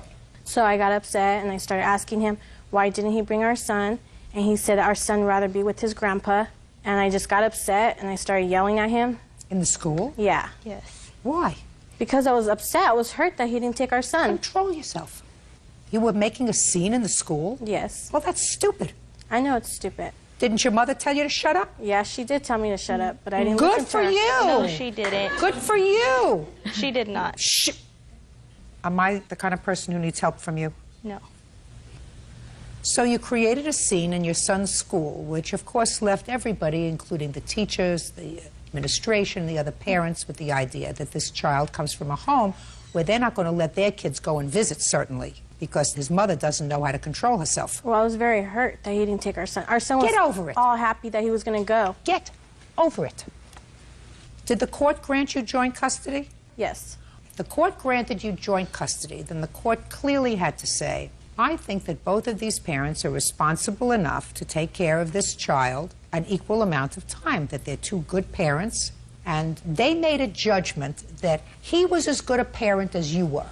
So that if he's with his father and his father decides not to bring him to open school night, that's none of your business. So let's move on from there. So you got angry, making a scene in the school in front of other people. Then what did you do? We went into the classroom. The teacher started talking to us, and she was showing us. Were you behaving at this point? Yeah. Good. And? And then I just went to his desk and got his little picture, and then me and my mom took off, and then I seen Lorena's car, and I recognized it, and I just broke off her license plate holder. That's all I did to it. I didn't scratch it or anything else. Well, tell me exactly the steps that you took. You saw her car while you were driving in your car? No, I or was were you walking to my car. Okay. You were walking to your car, you saw her car. Mm-hmm. So you had to bend down. Did you take off the back license plate or the front? The back, just the holder. And what did you do with it? I broke it off, and then I was going to leave it on her window, but I didn't, so I just took off with it. Can I see photographs of the damage to the car, please? Yes, you may. I also have a police report. I'd like to see that, too. And it has a witness, a 13-year-old girl that was standing out near the car. Well, when you pulled it off, madam, you scratched the paint. No, I didn't. Yes, you did! No, I didn't. I didn't Listen scratch to her me. car. Listen to me. Yes, you did. No. Yes, you did. That's why I'm here and you're there. I didn't scratch her car. That's why I'm here and you're there. Your Honor, I seen it. Just a second. Say nothing. You still have to share custody of this child, I assume. Yes. So, she can get mad at me, I don't care. As a matter of fact, I rather like it. You were driving the white truck? Yes, ma'am. And you said to your daughter, what are you doing? Exactly. Exactly. What did you say to this idiot when she got back into the car? I told her that, why did you do that? It was uncalled for. Absolutely right. You're absolutely right. You have an estimate? I do. I didn't scratch her car when I broke that off. There's no way that I scratched her car. Your Honor, may I say something? Go ahead. The license plate frame is screwed on. I know what she did. She can't- pulled it off. She went like this in order to get it off, and in doing so, she scratched the car with the license plate. That's what she did. And she keeps saying, I just took off the frame. When you went over to take off the frame, genius, did you have with you pliers? No. You had your hands? Yes. So you had to pull it. Mm-hmm. It was screwed on. When you pulled it, in order to get it off, and you were jiggling it, you scratched around the car. Do you get it? I didn't scratch your car. Oh, what an idiot. What an idiot. Listen, do me a favor. You know, she's pregnant now. When she's finished, discuss birth control with her. It's really a shame that we're continuing this. Do you understand? Yes, ma'am. All right. Judgment for the plaintiff in the amount of $618. That's all. Party judge 263 on the calendar in the matter of Brown versus Chance. Parties have been sworn in, Your Honor. You may be seated. Have a seat. Miss Brown, you own a building. Yes, I do. And one of your buildings had a leak. According to your complaint, you looked in the yellow pages and you found a plumber, the defendant, and asked him to go over and take a look and see what the problem was. So far, is that about right? That's right. He went over there and he called you and he told you what he thought the problem was and what it would take to fix it. That's correct. You paid him for his service call. You eventually found somebody else to fix the problem, paid him less money. And it is your claim that because Mr. Chance was angry that he didn't get the job, he harassed you in a vindictive way by going over and frightening your tenants, telling them that things were dangerous as a result of the shoddy workmanship that was being done in their building. Now, when did you have a leak in your building? That was July 17th. Who had a leak in their apartment? Terry James. Step up. Miss James, tell me what happened in your apartment on the 17th of July. I had a leak by the bedroom window. Near the bedroom window? Yeah, down by the floor, by the baseboard. Had it been raining that day? Nope. But the lawn man had watered and watered and watered, and he had forgot to leave the water on. So it was clear water that was coming through? Yes. And you called the landlord? Yes. All right, is that what brought you to the apartment, Mr. Chance? No, it's not. Well, what brought you to the apartment, sir? Well, Suzanne Brown gave us a call on the 17th, and we went out to the property and did an inspection of the property. When we entered the tenant's unit, we found that the tub was full of sewage. There was about... That's a lie, Your Honor. Shh, just a second. The bathtub? The bathtub was full of sewage? Was full of sewage. Is that right? No, not full of sewage. Is that right? That's a lie. That's a lie. There was no sewage in the tub at all. He wasn't even the man that came out. The man that came out, he ain't even here, I guess. Really? The man that came out walked around the house, went around to the front, got on the phone and called this man. Did he come at that point? No, he didn't. He never showed up. He showed Not up. that day? No. Is that right, sir? I was there on the 17th of July. I did not go in her unit. But Just a minute. So you didn't go into her unit? I did not. So you didn't see anything in her unit on the 17th of July? I saw sewage all around the perimeter of the outside of the building. You did not go into her unit on the 17th? I did not. Good. Do you have a copy of the receipt that you got? Yes, I do. From his company? He sent that to me. Okay. They say that in the front unit, they have water standing in the tub. Someone has inserted the word sewer water standing in the tub in this. This is the way you received it? Exactly. Okay. Now, when did you call somebody else? On what date? I had actually called, there's a plumber that I always use. I had actually called him. The problem was that when I found out about the leak, it was a Sunday, and he wasn't available, and I wasn't sure how big it was, and I wanted to fix the issue. Is this your regular plumber? Yes. Sit down. Step up, sir. Tell me your name. My name's Mike Howard. How long have you been working for the plaintiff? Oh, probably since about '02. You familiar with this unit? Yes. When did you go out to the unit? The day after, the Monday. Tell me what you found when you went out there on the 18th of July. The water from the sprinklers had went over the foundation and entered the home. That's a lie, Your Honor. Where had it entered the home? It had came up over the foundation and ran into the area that was wet. Carpeting wet? Yes. Around the baseboards? Yes. Did you find anything else wrong with the house? The bathtub had about, I'd say about 1.5 inches of water in it that just wouldn't drain. So the water that was standing in the tub was water that had been standing there because of a clogged drain? Correct. What did you use to clean out the drain? Snake. How much did you charge the plaintiff to do the whole job? $2,500. What did you charge her the $2,500 for? We dug a place approximately 2 foot wide around the perimeter of the home. It was 90 foot long, and we poured concrete in there. And what was that supposed to do? It stopped the water from entering the home at the foundation. You mean from the sprinkler system?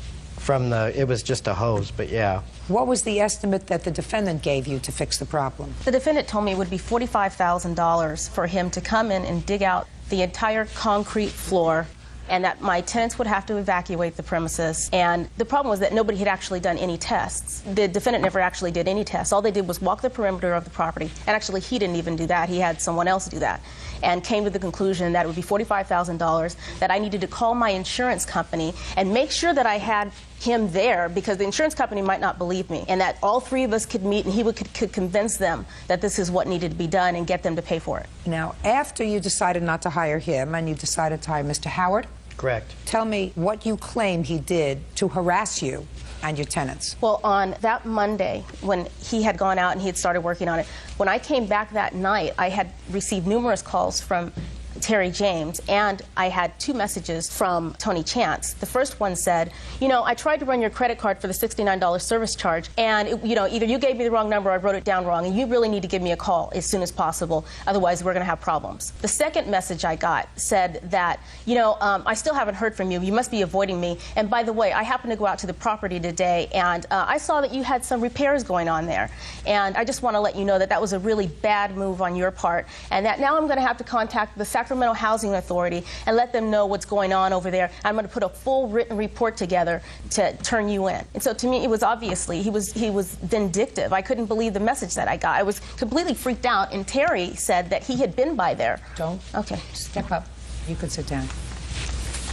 Did Mr. Chance come back to the house? Yes, he came back on Monday. He spoke to you? Yes, he did. What did he say to you? Oh, my God.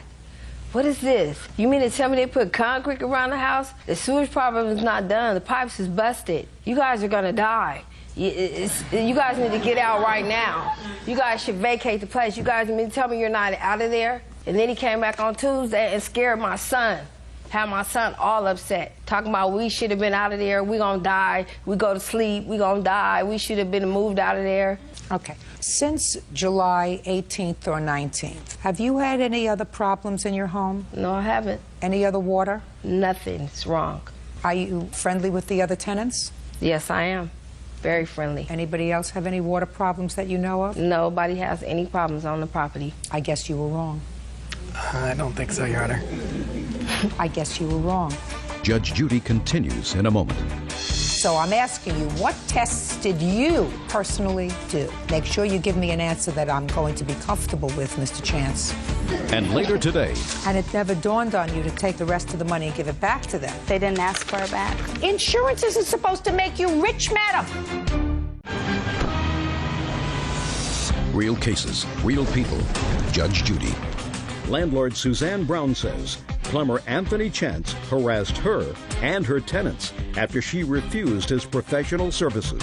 Did you write a report to any housing authority with regard to what you found? No, I did not. Ms. Brown says that that's what you threatened to do. Is that what you threatened to do, Mr. Chance? I never threatened to do anything. Did you indicate that that's what you were going to do? No, I did not.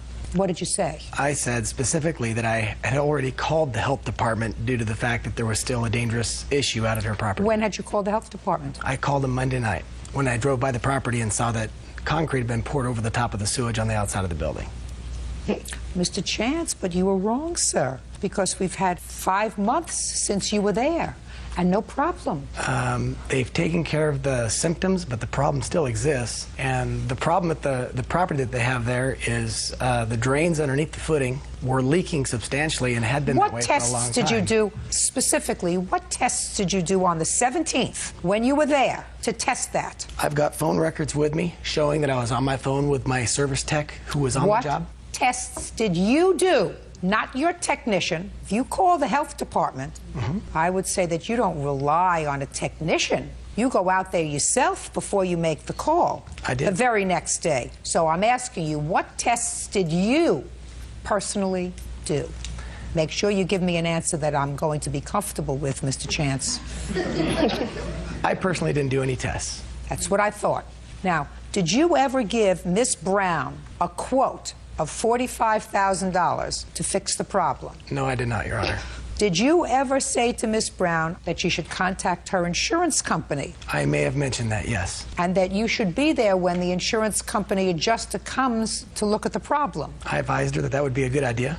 And are you telling me that you didn't give her a ballpark figure about what the problem would cost to rectify? No, I didn't, Your Honor. I told her we needed to do tests to determine where the problem was at. Oh, so if you're telling her you needed to do tests to determine where the problem was, why did you call the health department? Well, we knew that there was a problem. We didn't know which bathroom was leaking or where the problem was at underneath the slab because the whole area underneath the house was saturated with sewage. What made you think, sir, that the whole area under the house was saturated with sewage? Because my technician went into the other unit, the back unit, and ran a sink for 20 minutes, and the water proceeded to come up in the carpets in the front bedroom of the front unit, which indicates a backed up sewer main.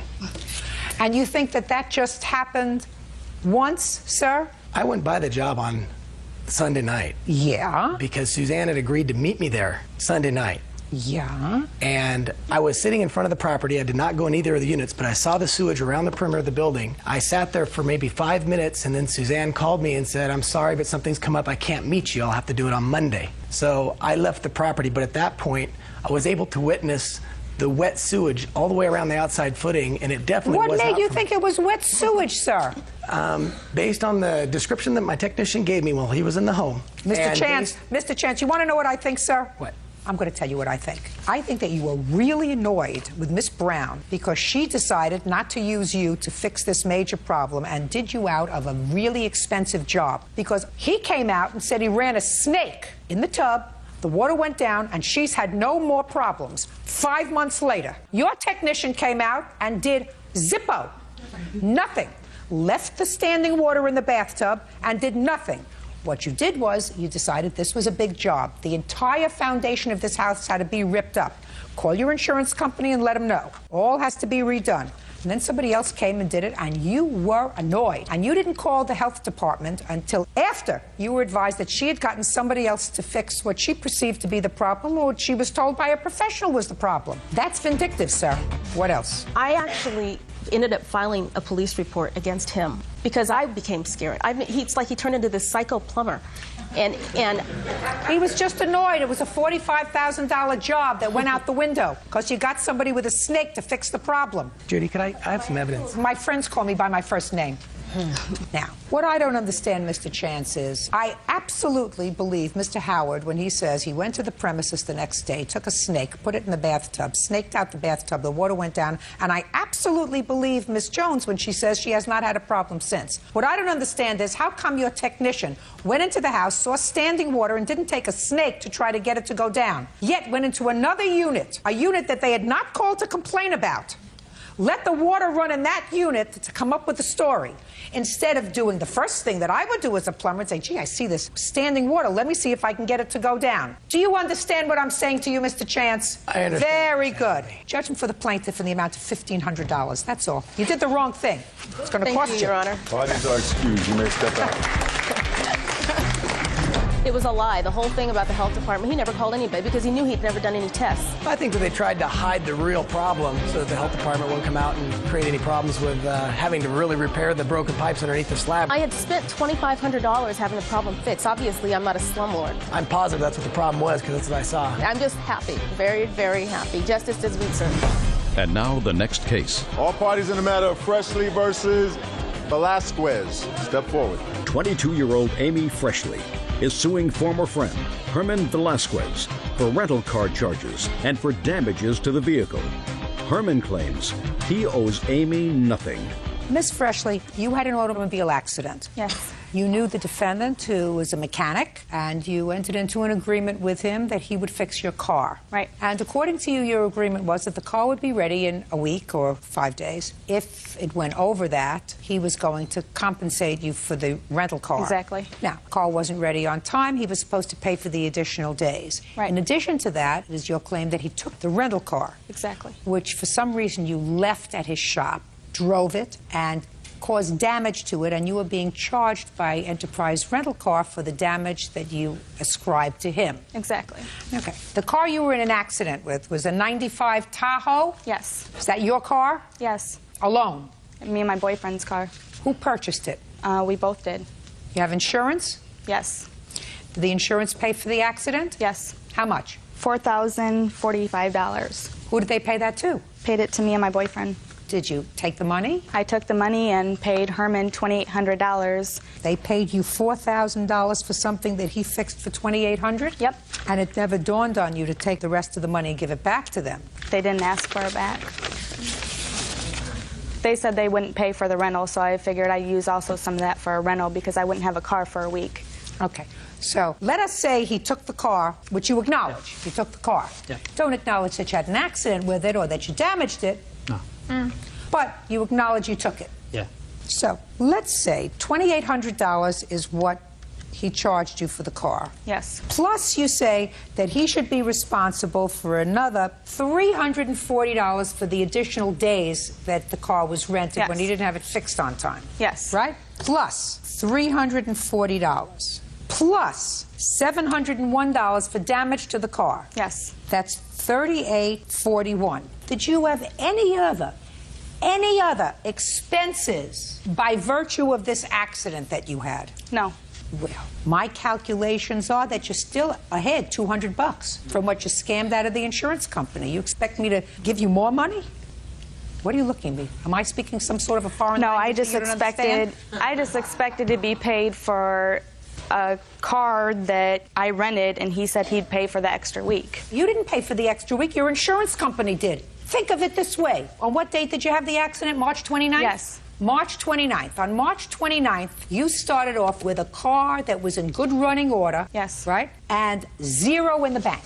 On April 15th, you had $4,045 in the bank from the insurance company. Yes. 2 weeks later, you had your car back, you had rented a car, and you still have an extra $200 in your bank. Now, what you want me to do is give you the extra $200, plus you want him to pay you $1,100. Yes, I will. That means that at the end of this accident, you have your car It doesn't and an matter what extra $1,300.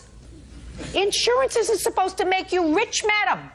It is supposed to compensate you for your damage. But that wasn't the deal when I had rented. The deal that you entered into with your insurance company is to be an honest insured. I'm speaking. The deal that you entered into with your insurance company is that if you had an accident, they were going to compensate you for the reasonable cost of having your car fixed. And the reasonable cost of you having your car fixed was $2,800. That's because he told me that's how much it was going to cost. So why didn't you tell that to the insurance company? I did. He actually wrote up something higher than what he was going to charge me. And did you tell the insurance company that he did No. that?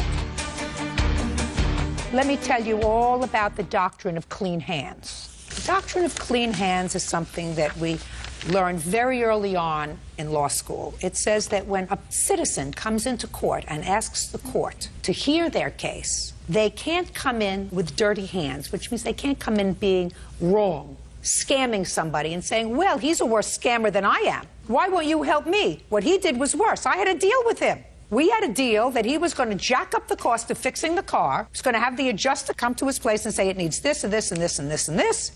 And he was going to get $2,800 to fix it, and I was going to end up pocketing the rest, which was $1,000 or whatever. And the only one that was going to be out is the insurance company, and they got plenty of money anyway. Why? So, madam, you get from me nothing. Zippo, nada, except a lesson in morality. Your case is dismissed.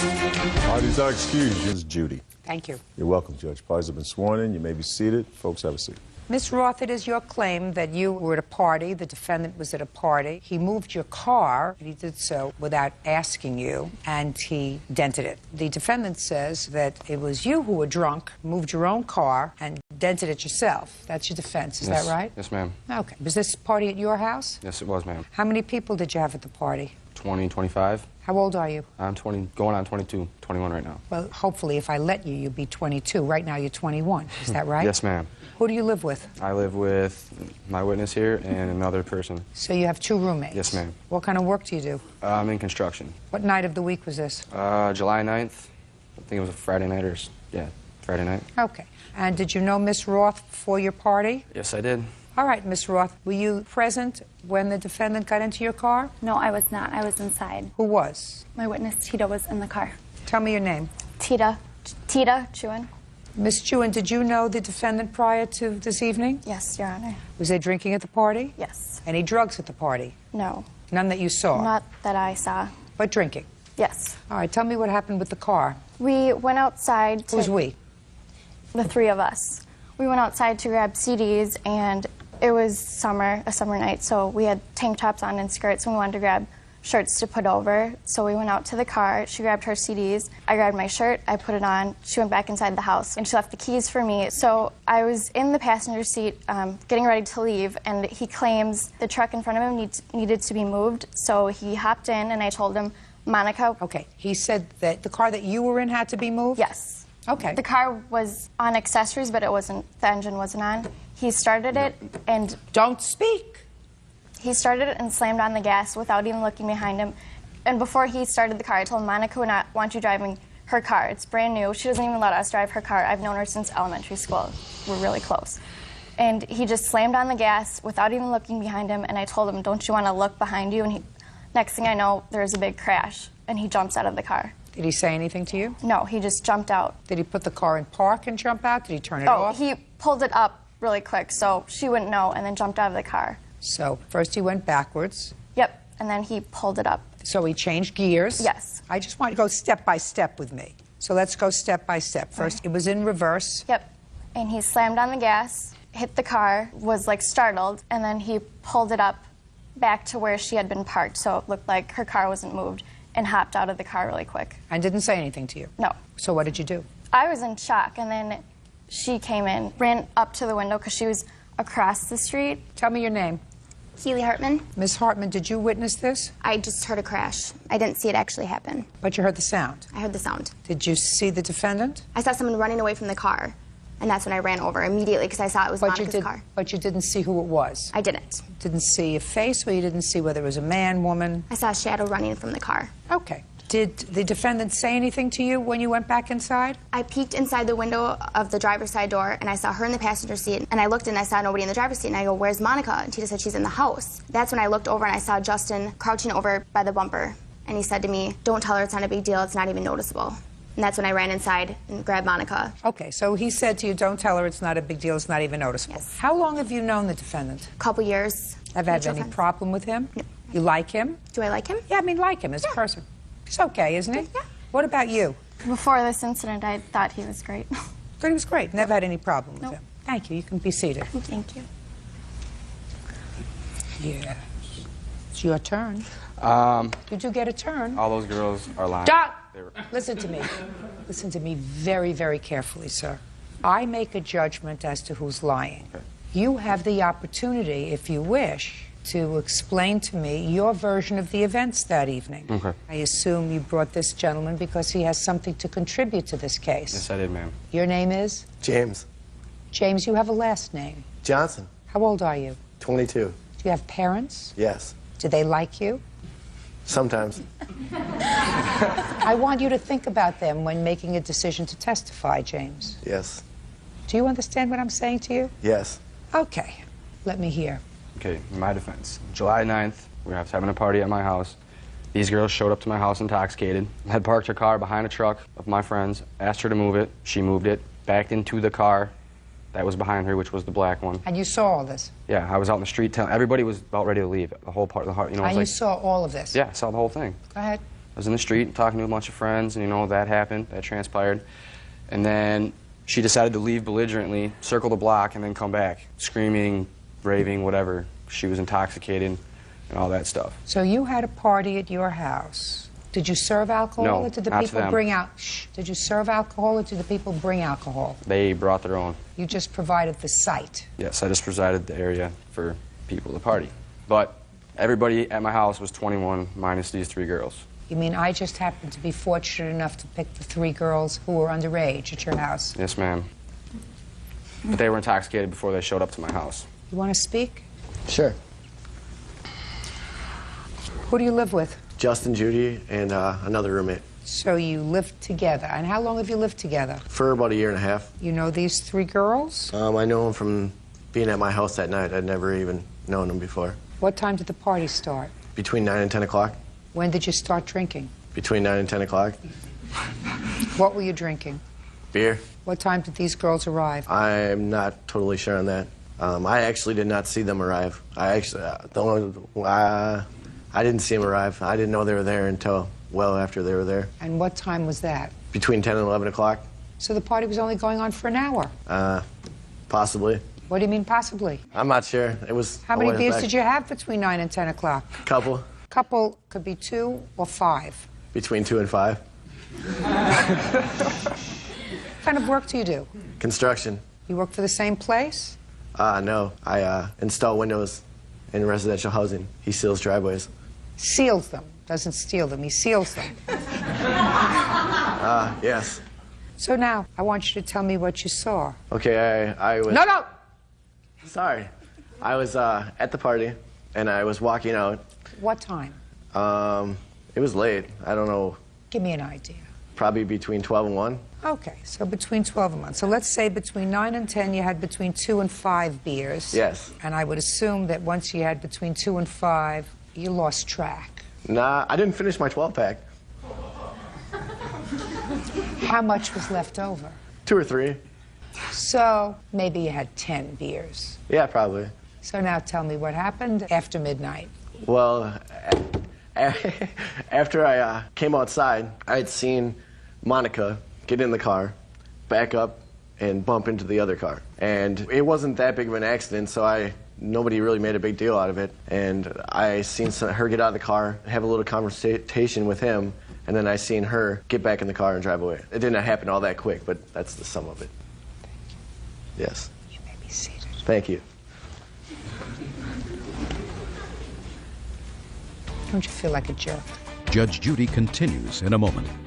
I have phone calls from Justin saying he will pay me. Before you do that, before we connect, you want to say anything else to me, Justin? And later today. When did you take this money? A couple weeks before I was leaving for Florida. I don't know when you were leaving for Florida, sir. It wasn't on my social calendar. What's the matter? They're too nasty for you? No, that was delightful. Real cases, real people. Judge Judy.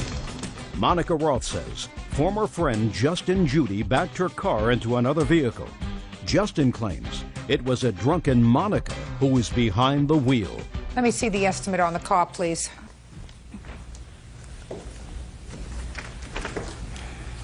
And picture of the car. Yep.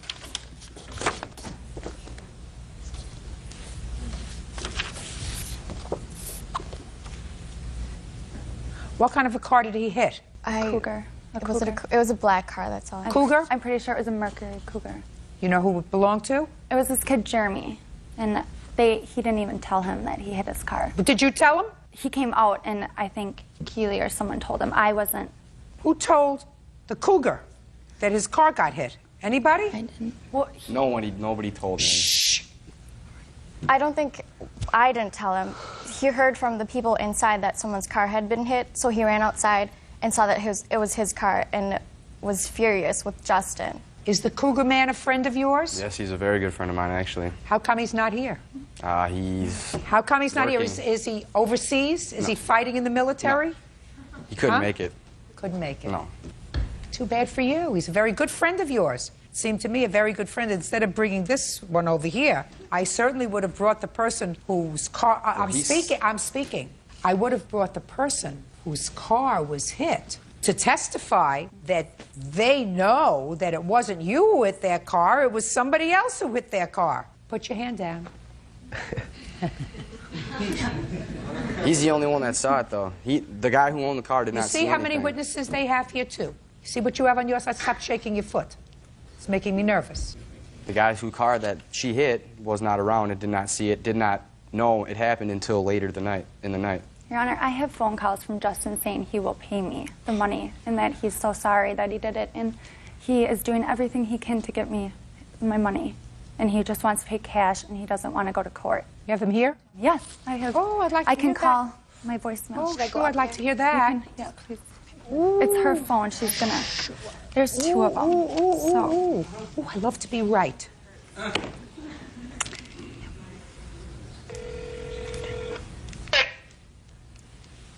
You've pressed an incorrect key. To disconnect, press 1. To record your message, press 2. Sorry you were having trouble. Please try again. It's okay. Can I try one more time? Yes, of course. Thank you. I have all the time in the world. Sorry. Oh, just a sec. Before you do that, shh, before you do that, before we connect, you want to say anything else to me, Justin? Like what? Like I may have made that I did that to help her out because it was I'm on my speaking. property. I'm speaking. Is there anything else that you want to say to me before we try to connect with this phone call? I've said what I've had to say. All right. You've got my defense statement, so I'm sticking with that. That's what it is. Go. First saved message sent Friday, August 20 a.m. Monica, it's Justin. I got your text message. I'm not trying to avoid you. I've been busy working a lot. We're really busy right now. Plus, I have another job. I'm trying to work as much as possible to get you your money. I do want to work something out. I don't want to take this shit to court. I'm not trying to avoid you. So, I don't know. I got to work till midnight tonight. Give me a call whenever. End of. I have one more. Resave. Next message sent Friday, August 5th at 9:11 p.m. Monica, I'm calling you again because I'm trying to set up some sort of payment plan with you because I've been working a lot. I have 2 jobs. And yeah, so call me back and let me know what's up. I don't want to take the court. I'd rather pay you in cash and get it dealt with. Call me back. End of.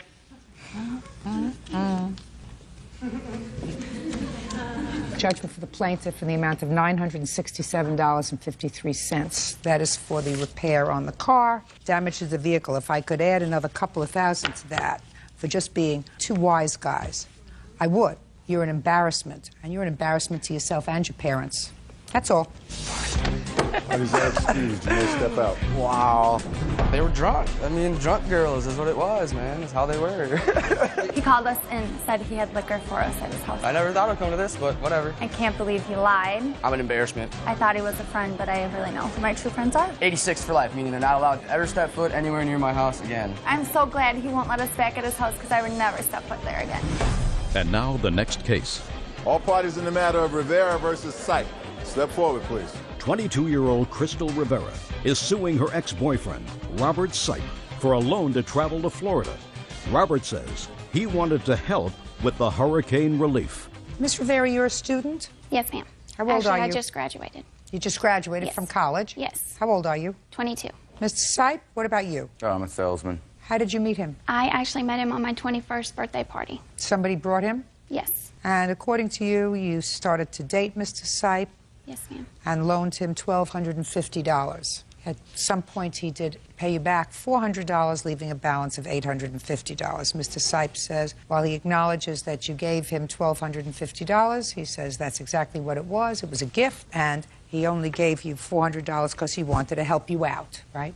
Correct. Well, since we're getting rid of the issue of whether or not the money was passed from Miss Rivera's hands to yours, why don't you tell me, Mr. Sipe, when did you take this money from Miss Rivera? A couple weeks before I was leaving for Florida. When was that? I don't know when you were leaving for Florida, sir. It's not. It wasn't on my social calendar. I understand that. I completely understand that. In August, early September. What's the matter? That too nasty for you? No, no, no. That was delightful. Go ahead. Yeah, she offered me, well, she claimed that she offered me $850. Listen to me, sir. Yes, ma'am. Where do you live? In Arkansas. And what were you going to Florida for? To clean up the hurricanes, relief. You were going to volunteer? No, I had a contractor. I was trying to get down there. So you had a job there? Yes, ma'am. Well, in the process. And what did you need money for? Travel expenses, hotel expenses, food expenses, etc. Well, I thought you had a job. At that point, no, I didn't. Well, neither did she. She was a student. That was a gift that she gave me. I don't know her business. How long did you know her before you asked her for this money? Maybe a week. Shh, shh, shh. She offered it to me. What did you tell her to inspire her to offer you this money, Mr. Sipe? I was just telling her my story that I needed to get down there, and she offered it to me. I wasn't inspiring her, nothing. You must have been inspirational. I don't know for her to what give it you the was. money. She offered it to me, and I said thank you. Well, Mr. Sipe, let me suggest this to you, sir. You are almost 10 years her senior. She's a student. You're an adult. You're supposed to be employed. You take money from a student who has no money, because according to her, this was money that her parents had given her for books. She went and sold her books in order to give you this money because I you had to understand get. it I'm was speaking. government Listen money. to me. I'm Yes. speaking. When Yes, my ma'am. mouth Yes, moves, ma'am. yours doesn't. Yes, ma'am. So that would suggest to me that something is off with your moral compass. Taking money from somebody that you met for a week, knowing that she doesn't have a lot of money. I don't know. Speaking. Yes, ma'am. So I'm telling you, that would suggest to a stranger that you're a taker. That's a given. You're a taker. If she, in fact, offered you this money and just said, I want you to take it, it's a gift. So now I want you to tell me, what epiphany did you have at some point? What finding of religion did you have that inspired you to give her $400? Good deed. He's cute. It's the truth, He's though, cute. ma'am. He's cute. It is the truth. To somebody, but not to me, Mr. Sipe. That's fine, but it is not the truth. to me, sir. It is the truth, though. Let us say that I believe you for a moment, that she was smitten with you, because that would be the only reason she would give you money. If she wasn't romantically interested in you, she wouldn't have given you the money, right? Well, I wanted to help the people in the hurricane. You wanted to help the people in the hurricane? Well, she's also mentally challenged. I mean, I can understand helping the people in the hurricane. Send them $1,250. Don't give it to him. Right. He didn't even end up going. Right. Right? Correct. Take your money and send it to the Red Cross. I've actually started a nonprofit corporation to help the people from Well, the that's previous fine. hurricane. He's not a nonprofit organization. Nowhere to send your money. In what month did you give her $400? I would say in October, November. Had she called you and asked you for the money? No, ma'am. I just offered it to her. A good deed. A very good deed. Yes, it is. We're going to have another good deed. And then Judgment a for the week- plaintiff in the amount of $850. That's all. And all right. Parties have been sworn in. You may be seated. Folks, have a seat. What's your name? Rianne Curry. Rianne. Yes. You already pled guilty in this assault, is that right? Yes. Did you think you were coming to a dance today or something? No. Miss Powell, according to your complaint, this young lady assaulted you. And according to your complaint, she pled guilty to the assault, which she clearly says she did. But she said you claim that she was assisted in that assault by this young lady. That's correct. Who held you down, held your hair, and you, while she assaulted you. That's right. What's your first name? Lise. What? Lise. Why did your friend assault her? It was over an ex-boyfriend. What's the ex-boyfriend's name? Greg. How long ago was Rianne with Greg? About a year ago. Was Miss Powell ever with Greg? I don't think she was. I think she just had slept with him. Is that what she was annoyed at? Yeah. So Rianne was angry because she thought right or wrong, that Miss Powell had been involved with her ex-boyfriend. Well, her ex-boyfriend had told her that he had slept with her. During the time that they were still together? Yes. Could you do me, you're her mother? I sure am. Good, why don't you sit down, because you're just here because you have the deep pockets. Step up here, Rianne. Now, when Greg told you about this assignation, did you beat him up? No. Did you punch him in the face? No. Did you kick him in the groin? No. Why not? Did you think that Miss Powell held him down? No. So why did you get angry with her? Because we were acquaintances at the time, and... So you think that because you were an acquaintance of Miss Powell, she owed you more loyalty than the boyfriend that you had with whom you were sleeping? No, but... I'm just trying to get the rationale. You got a boyfriend with whom you are intimate. And how long had Greg been your boyfriend? A few months. And you are crazy about him, right? Not totally. Well, I assume that if you were intimate with him, that you had some feelings for him. Is that right? Yes. And your boyfriend, with whom you have been intimate, says to you, when you weren't around, I slept with Miss Powell. Yeah, you start to cry, right?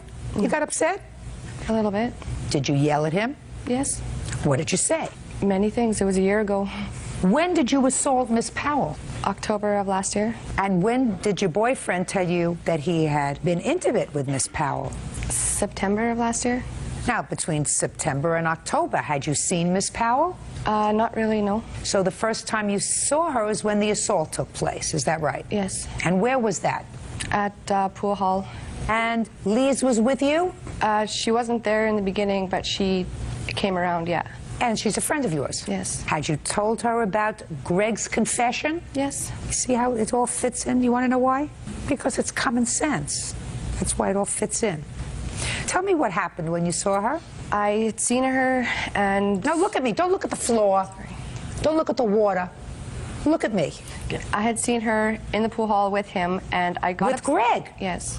Oh, she was with Greg in October. Is that right, Miss Powell? We were friends, and at the time, she was dating his brother, who's Matt. Okay. But you were with Greg, and you were no longer with Greg. No. So you saw her, and she was with Greg. And what did you say to her? At first, I didn't say anything to her, and then when she had come outside, I had confronted her. What did you say to her? I asked her what the problem was, and that's when... Well, I didn't hear about any problem. What do you mean, what the She problem disrespected me, that's How did she disrespect you? By sleeping with my boyfriend. Disrespected you? Yes. Your boyfriend disrespected you? Yeah, that too. Okay. And what did she say to you? She said, what are you talking about? And I basically said, you know, well, what I'm talking about. And that's when a fight broke out. No, that's just words that I hear so far. Mm-hmm. After you said, I don't know what you're talking about, what happened, Miss Powell? On that note, I did not say anything before it happened. There were no words said besides some name calling from her to me before she hit me. Where did she hit you? In the face. With what? With her fists. And where was Lise at the time? Lise was standing behind her, maybe about 5 feet behind her. No. Anybody else with them?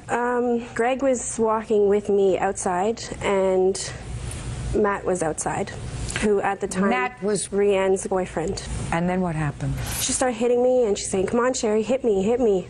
And at the time it happened so fast that I barely knew who it was. I had no idea what she was doing or why she was doing it. And she went savage. Okay, she's already acknowledged to the police and to the courts that she assaulted you. What I want to know is what Lisa's participation was, if any. There were some words said. By whom? I said, what the heck, Rianne? Like, I was totally confused. She said, what the heck, Sherry? And then she was hitting me and scratching me and pulling me by my hair. I had turned her around because before I was up against a concrete wall, and she was pulling my hair and hitting me, hitting my head off the wall. So I turned her around to get away from the wall. And as I turned her around, I took control of her. And then Lise came in because she knew that I had some control. And she started pulling my hair.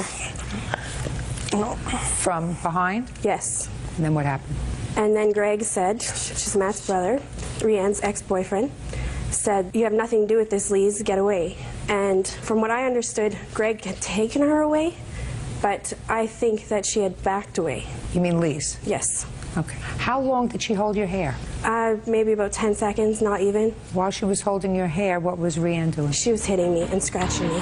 Judge Judy continues in a moment.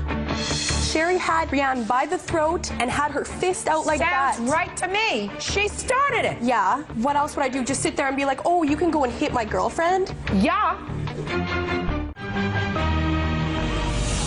Real cases, real people. Judge Judy. 18-year-old Sherry Powell says her former friend, 17-year-old Lee Schwannard, owes for an assault. Lee says she was trying to break up a fight between Sherry and her friend. Okay. Now I'll hear you. When they were fighting, I was in the car with my two friends. Rianne had been taking a little while, so I went to see where she was in the pool hall, but they had been outside.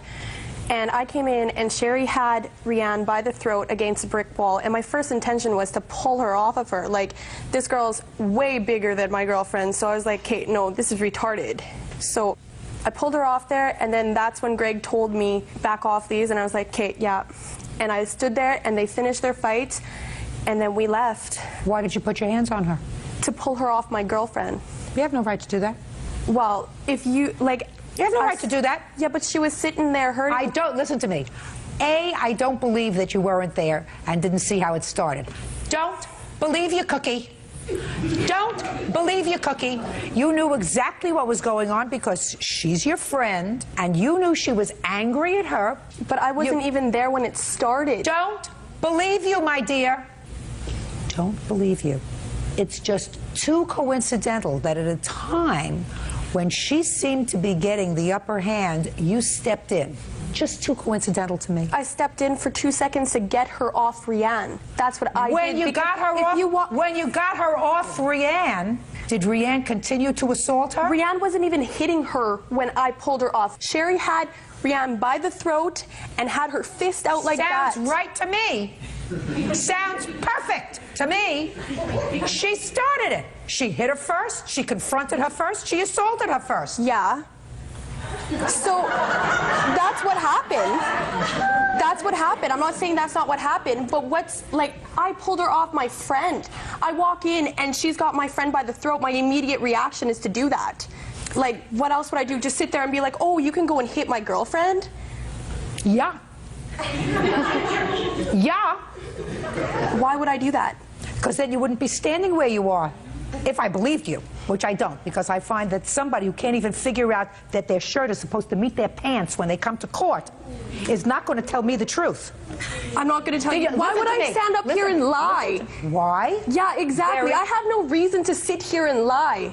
Oh, yes, you do. No, I don't. I have no reason. No. I don't even talk to her no more. This has been a year ago. Let me explain to you why you do. Because she's suing your mother. Because your mother is responsible for you. She's suing your mother for $5,000 because you permitted, at least for a period of time, your friend, who also doesn't know how to dress when she comes to court, to assault her by holding her hair and allowing her to be hit. You did that. But that didn't even happen. You have a police report, please? No, they would not release it to me. Do you have a hospital record? Yes, I do. May I see it, please? I have a picture, too. Okay. I have a police statement. Would you also like to see that? Mm-hmm. And I have an apology letter from Rianne. Do you have a separate lawsuit against Rianne? I haven't sued her. I do intend on suing her in higher courts. So far, she had just pleaded guilty in Canada. When? For assault. On October 8th this year. Okay. Step up, please. What's your name? Matt Duke. You were there that evening in October, sir? Yeah. Tell me what you observed with regard to this young lady holding the plaintiff. She was in the car when Rianne was starting all this stuff, and then when she came out, she didn't know what was going on. I just seen her run past and try to go and help out her friend like anybody else would. And my brother pulled her off before she could get involved, so it wouldn't be a 2-on-1 or anything like that. And in the meanwhile, I told Rianne, that's enough. No more fighting.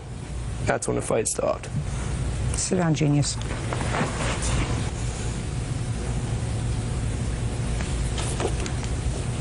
What did you plead guilty to, Rianne? Assault onto Sherry. Were you sentenced yet? What I have here is my 12-month conditional discharge. Can I see it, is what they please? gave me. Can I see it, please?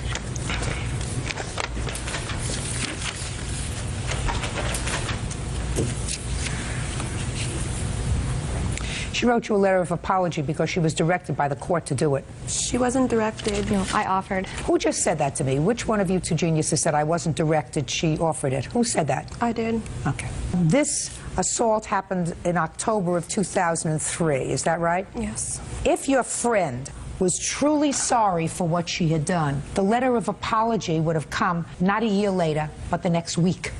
Do you understand? Yes. Good. The letter of apology, which was directed by the court. It's here in the order.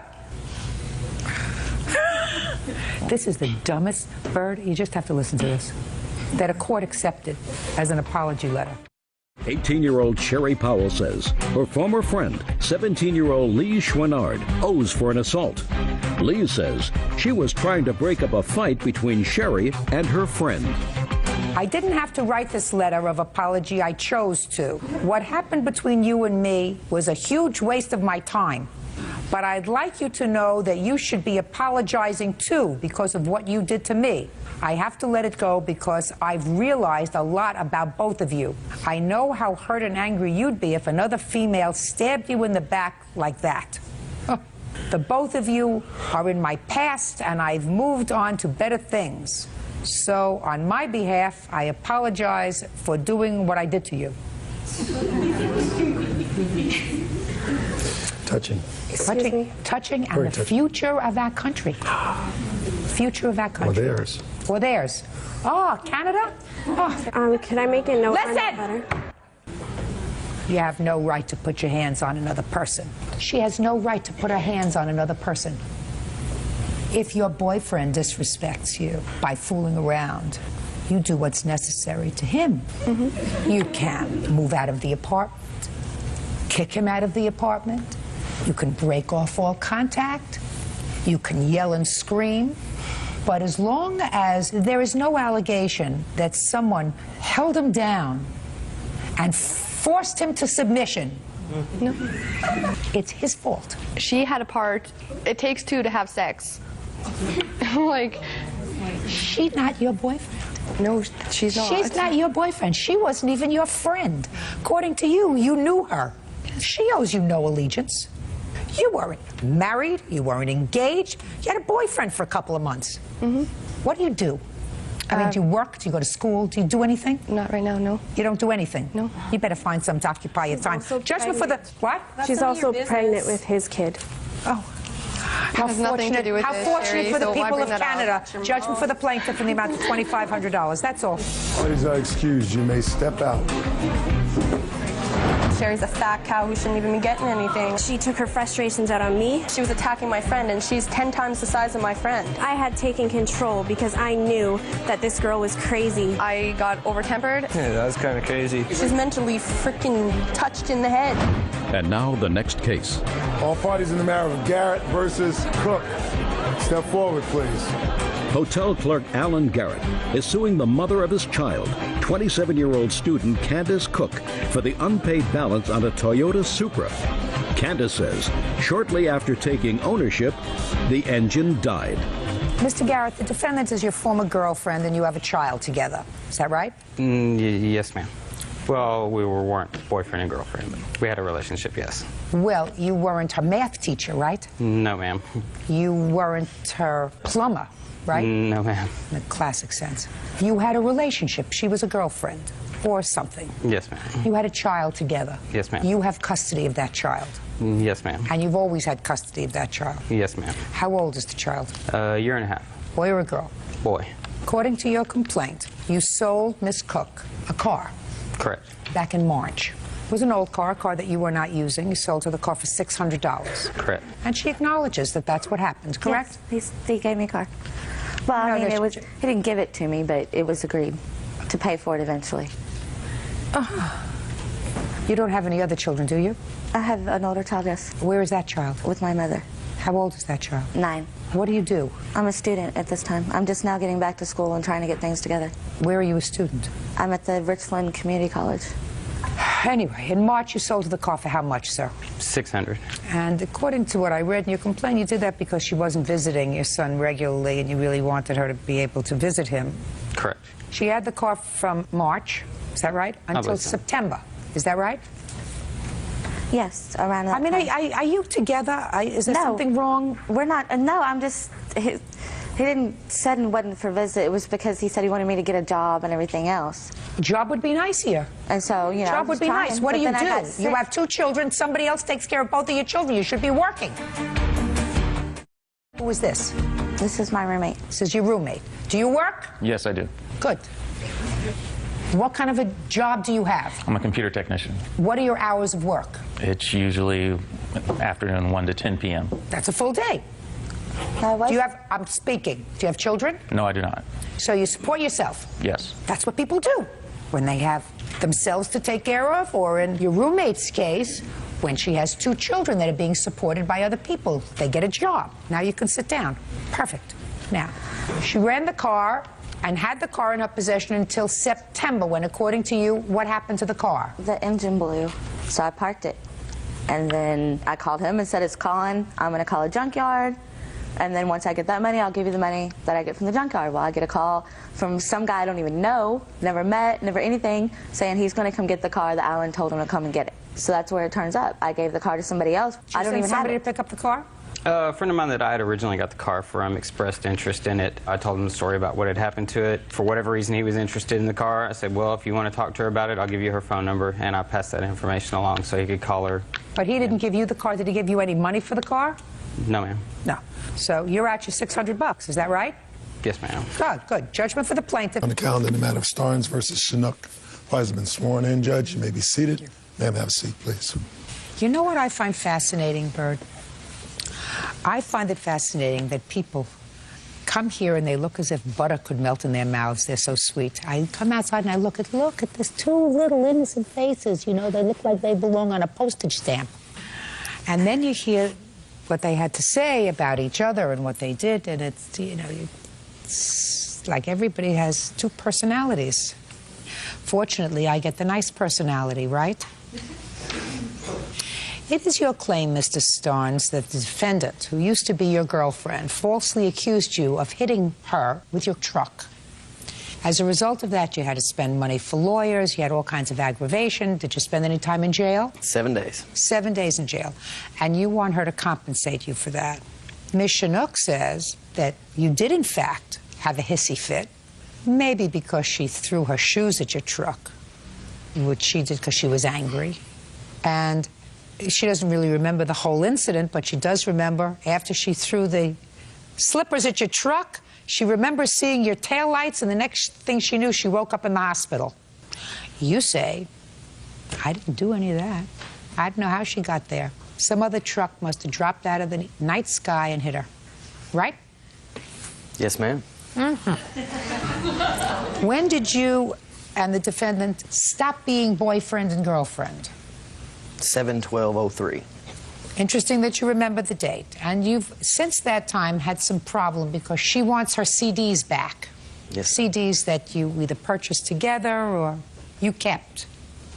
So there's been an ongoing problem over these CDs. Is that right, Ms. Chinook? Yes, ma'am. What was the date of this alleged hit and run? 7/14, 7/15. What took you so long to come to court? The plaintiff, Keenan Starnes. We had a court date scheduled. Because the criminal case was pending, is that Yes. right? Okay, so you had to wait for the criminal case to be over before you came to court. Yes, ma'am. Because you have a counterclaim for your medical bills. Yes, ma'am.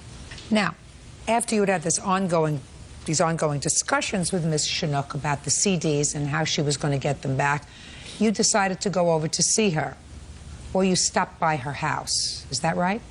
No, ma'am. Well, where did this incident happen with the slippers?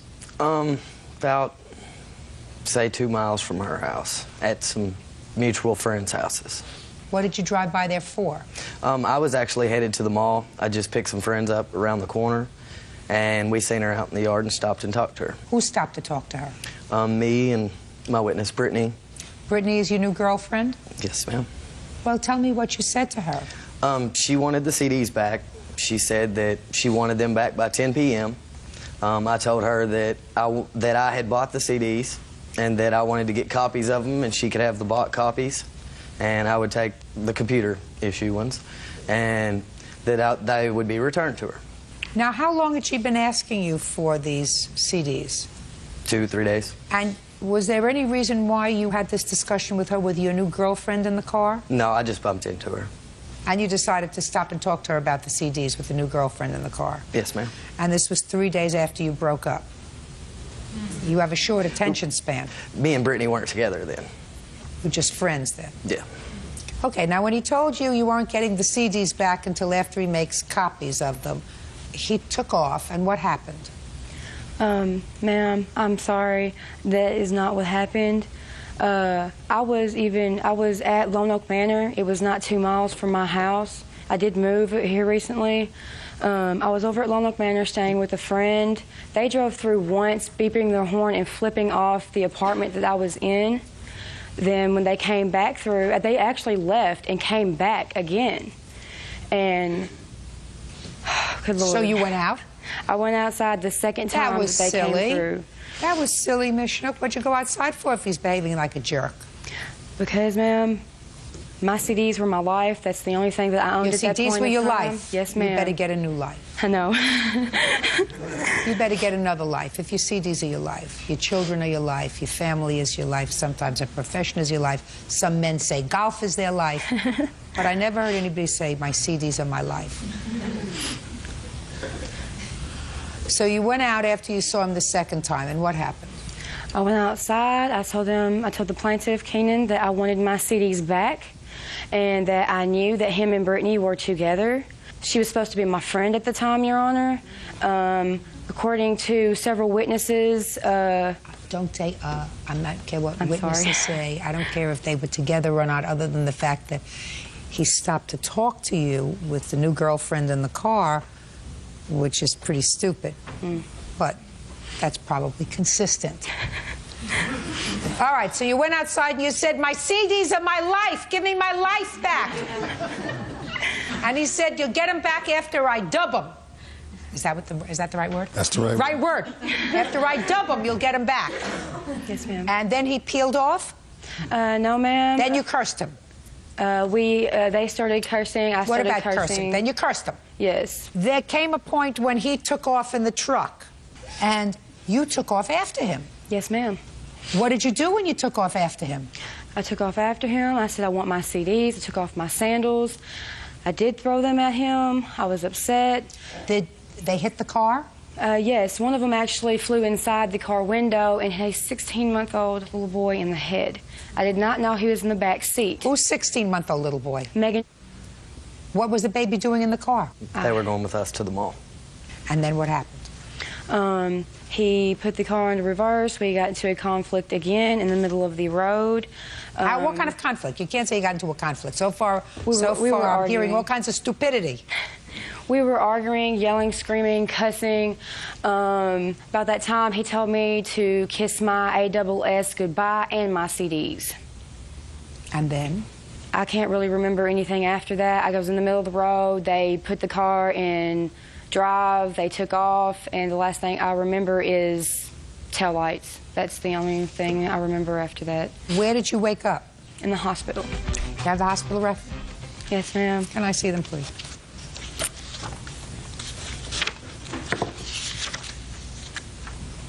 Just all of them. All right, Mr. Starnes, you want to tell me your version of the events, sir? Yes, ma'am. Me and the plaintiff dated for 34 months. Listen to me. I don't care. We split up. I know that. Okay. Get to the 15th of July.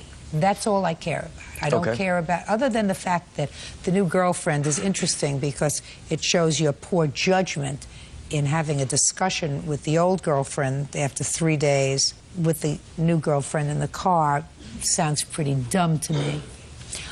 Other than that, I'm really not interested in your social life, sir. I'm more concerned with my own social life. So let's move on to 7:15:03. She threw her slipper at the car. We were there having our altercation in the parking lot. She threw her slipper in the car. the slipper in the car. I drove away. And that's your story. And you're sticking to it, right? Yes, ma'am. Good. You have a certificate of disposition on your criminal case? Yes, ma'am. I'd like to see it.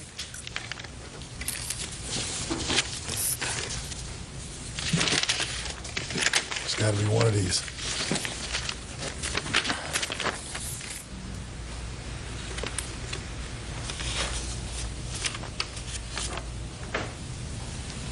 So the case was dismissed, sir, because she did not remember anything that happened. Is that right?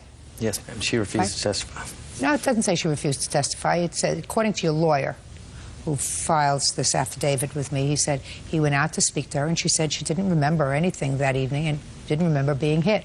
Yeah. However, the police department did, in fact, interview a multitude of witnesses, according to the police report that I have here.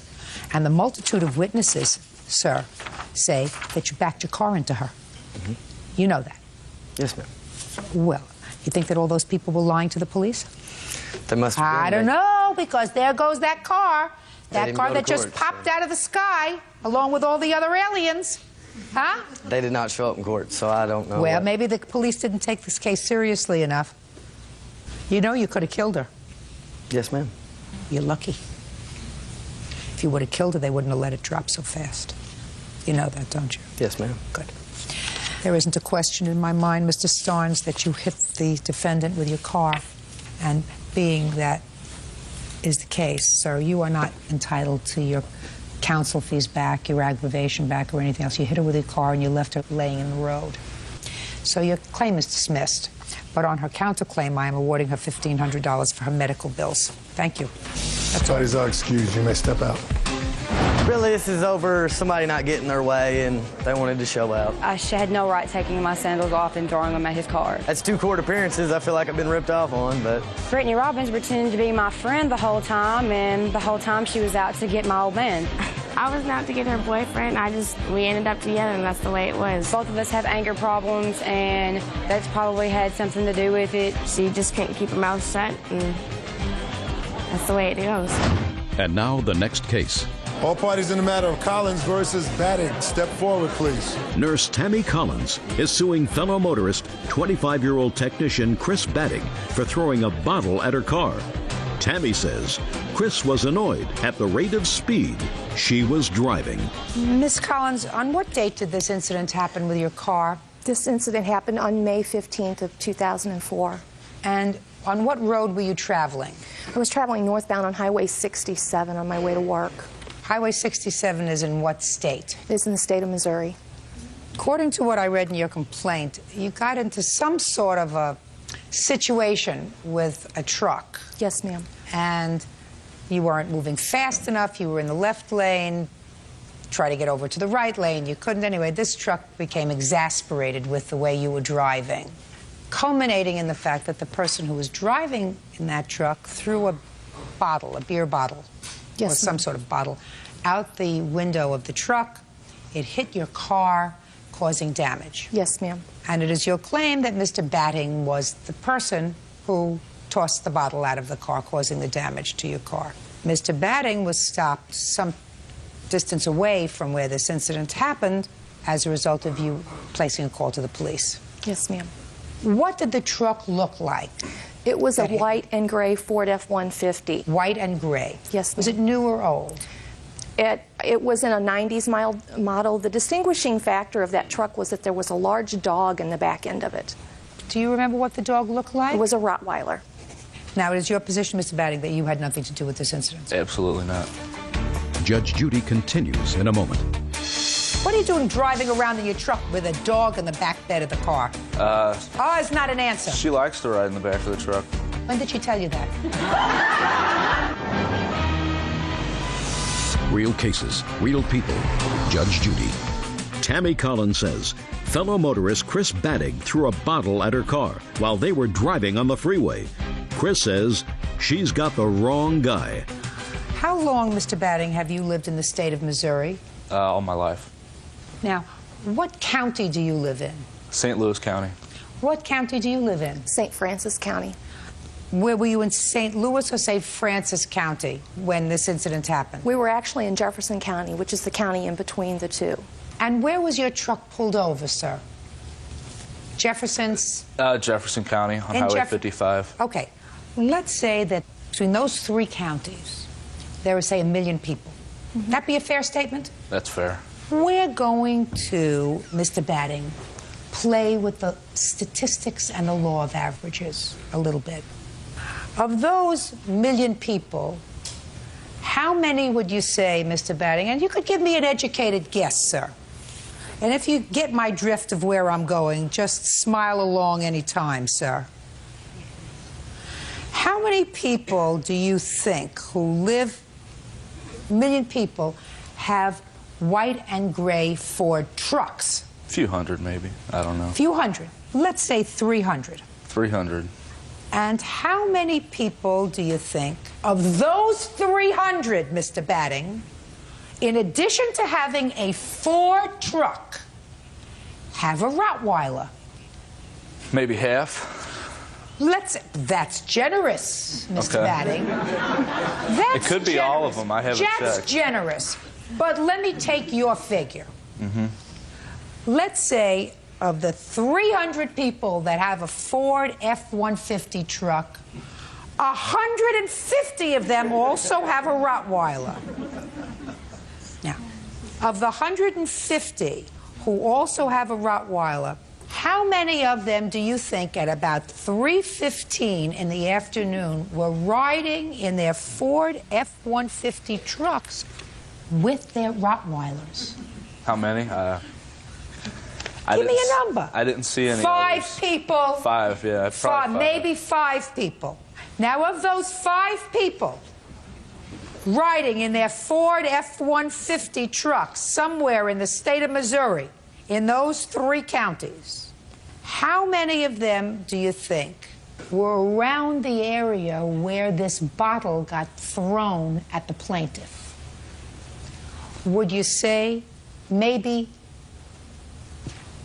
2? Maybe 2. So that what you're saying to me is, since you were driving in a white and gray Ford truck, right? Yes. With your Rottweiler in the back of the truck, Yes. when you were stopped by the Police. that there was a 50-50 chance, given your best scenario, that it was somebody else who threw the bottle at her car. That's what you're saying to me? I don't believe there was a bottle thrown at her car, so I don't know. Well, just a minute, Mr. Batting. Your answer doesn't question that there wasn't a bottle thrown in her car. You say, I never saw this lady. I wasn't there. I don't know what she's talking about. You don't say we got into a thing with our cars, but I never threw a bottle. You're saying it wasn't me. Right. Wrong. Can I see the estimate of the damage to your car? Yes, ma'am. There's photos here. There's a copy of the police report, which you already have, and also an estimate from a very reputable auto repair facility. What are you doing driving around in your truck with a dog in the back bed of the car? Oh, it's not an answer. She likes to ride in the back of the truck. When did she tell you that? Very often. I want to know when she told you that. She tells you that often. Not with words, no. All right, Miss Collins. I see where there were little chips on the car. I see your estimate. I think you can get the car painted for $1,000, and that's what I'm awarding you, not $3,500. Mr. Batting, gotta hold your temper, sir. Gotta hold your temper. Somebody isn't driving fast enough for you. Take a deep breath. Life is short. Do you understand? That's all. Goodbye. Parties are excused. You may step out.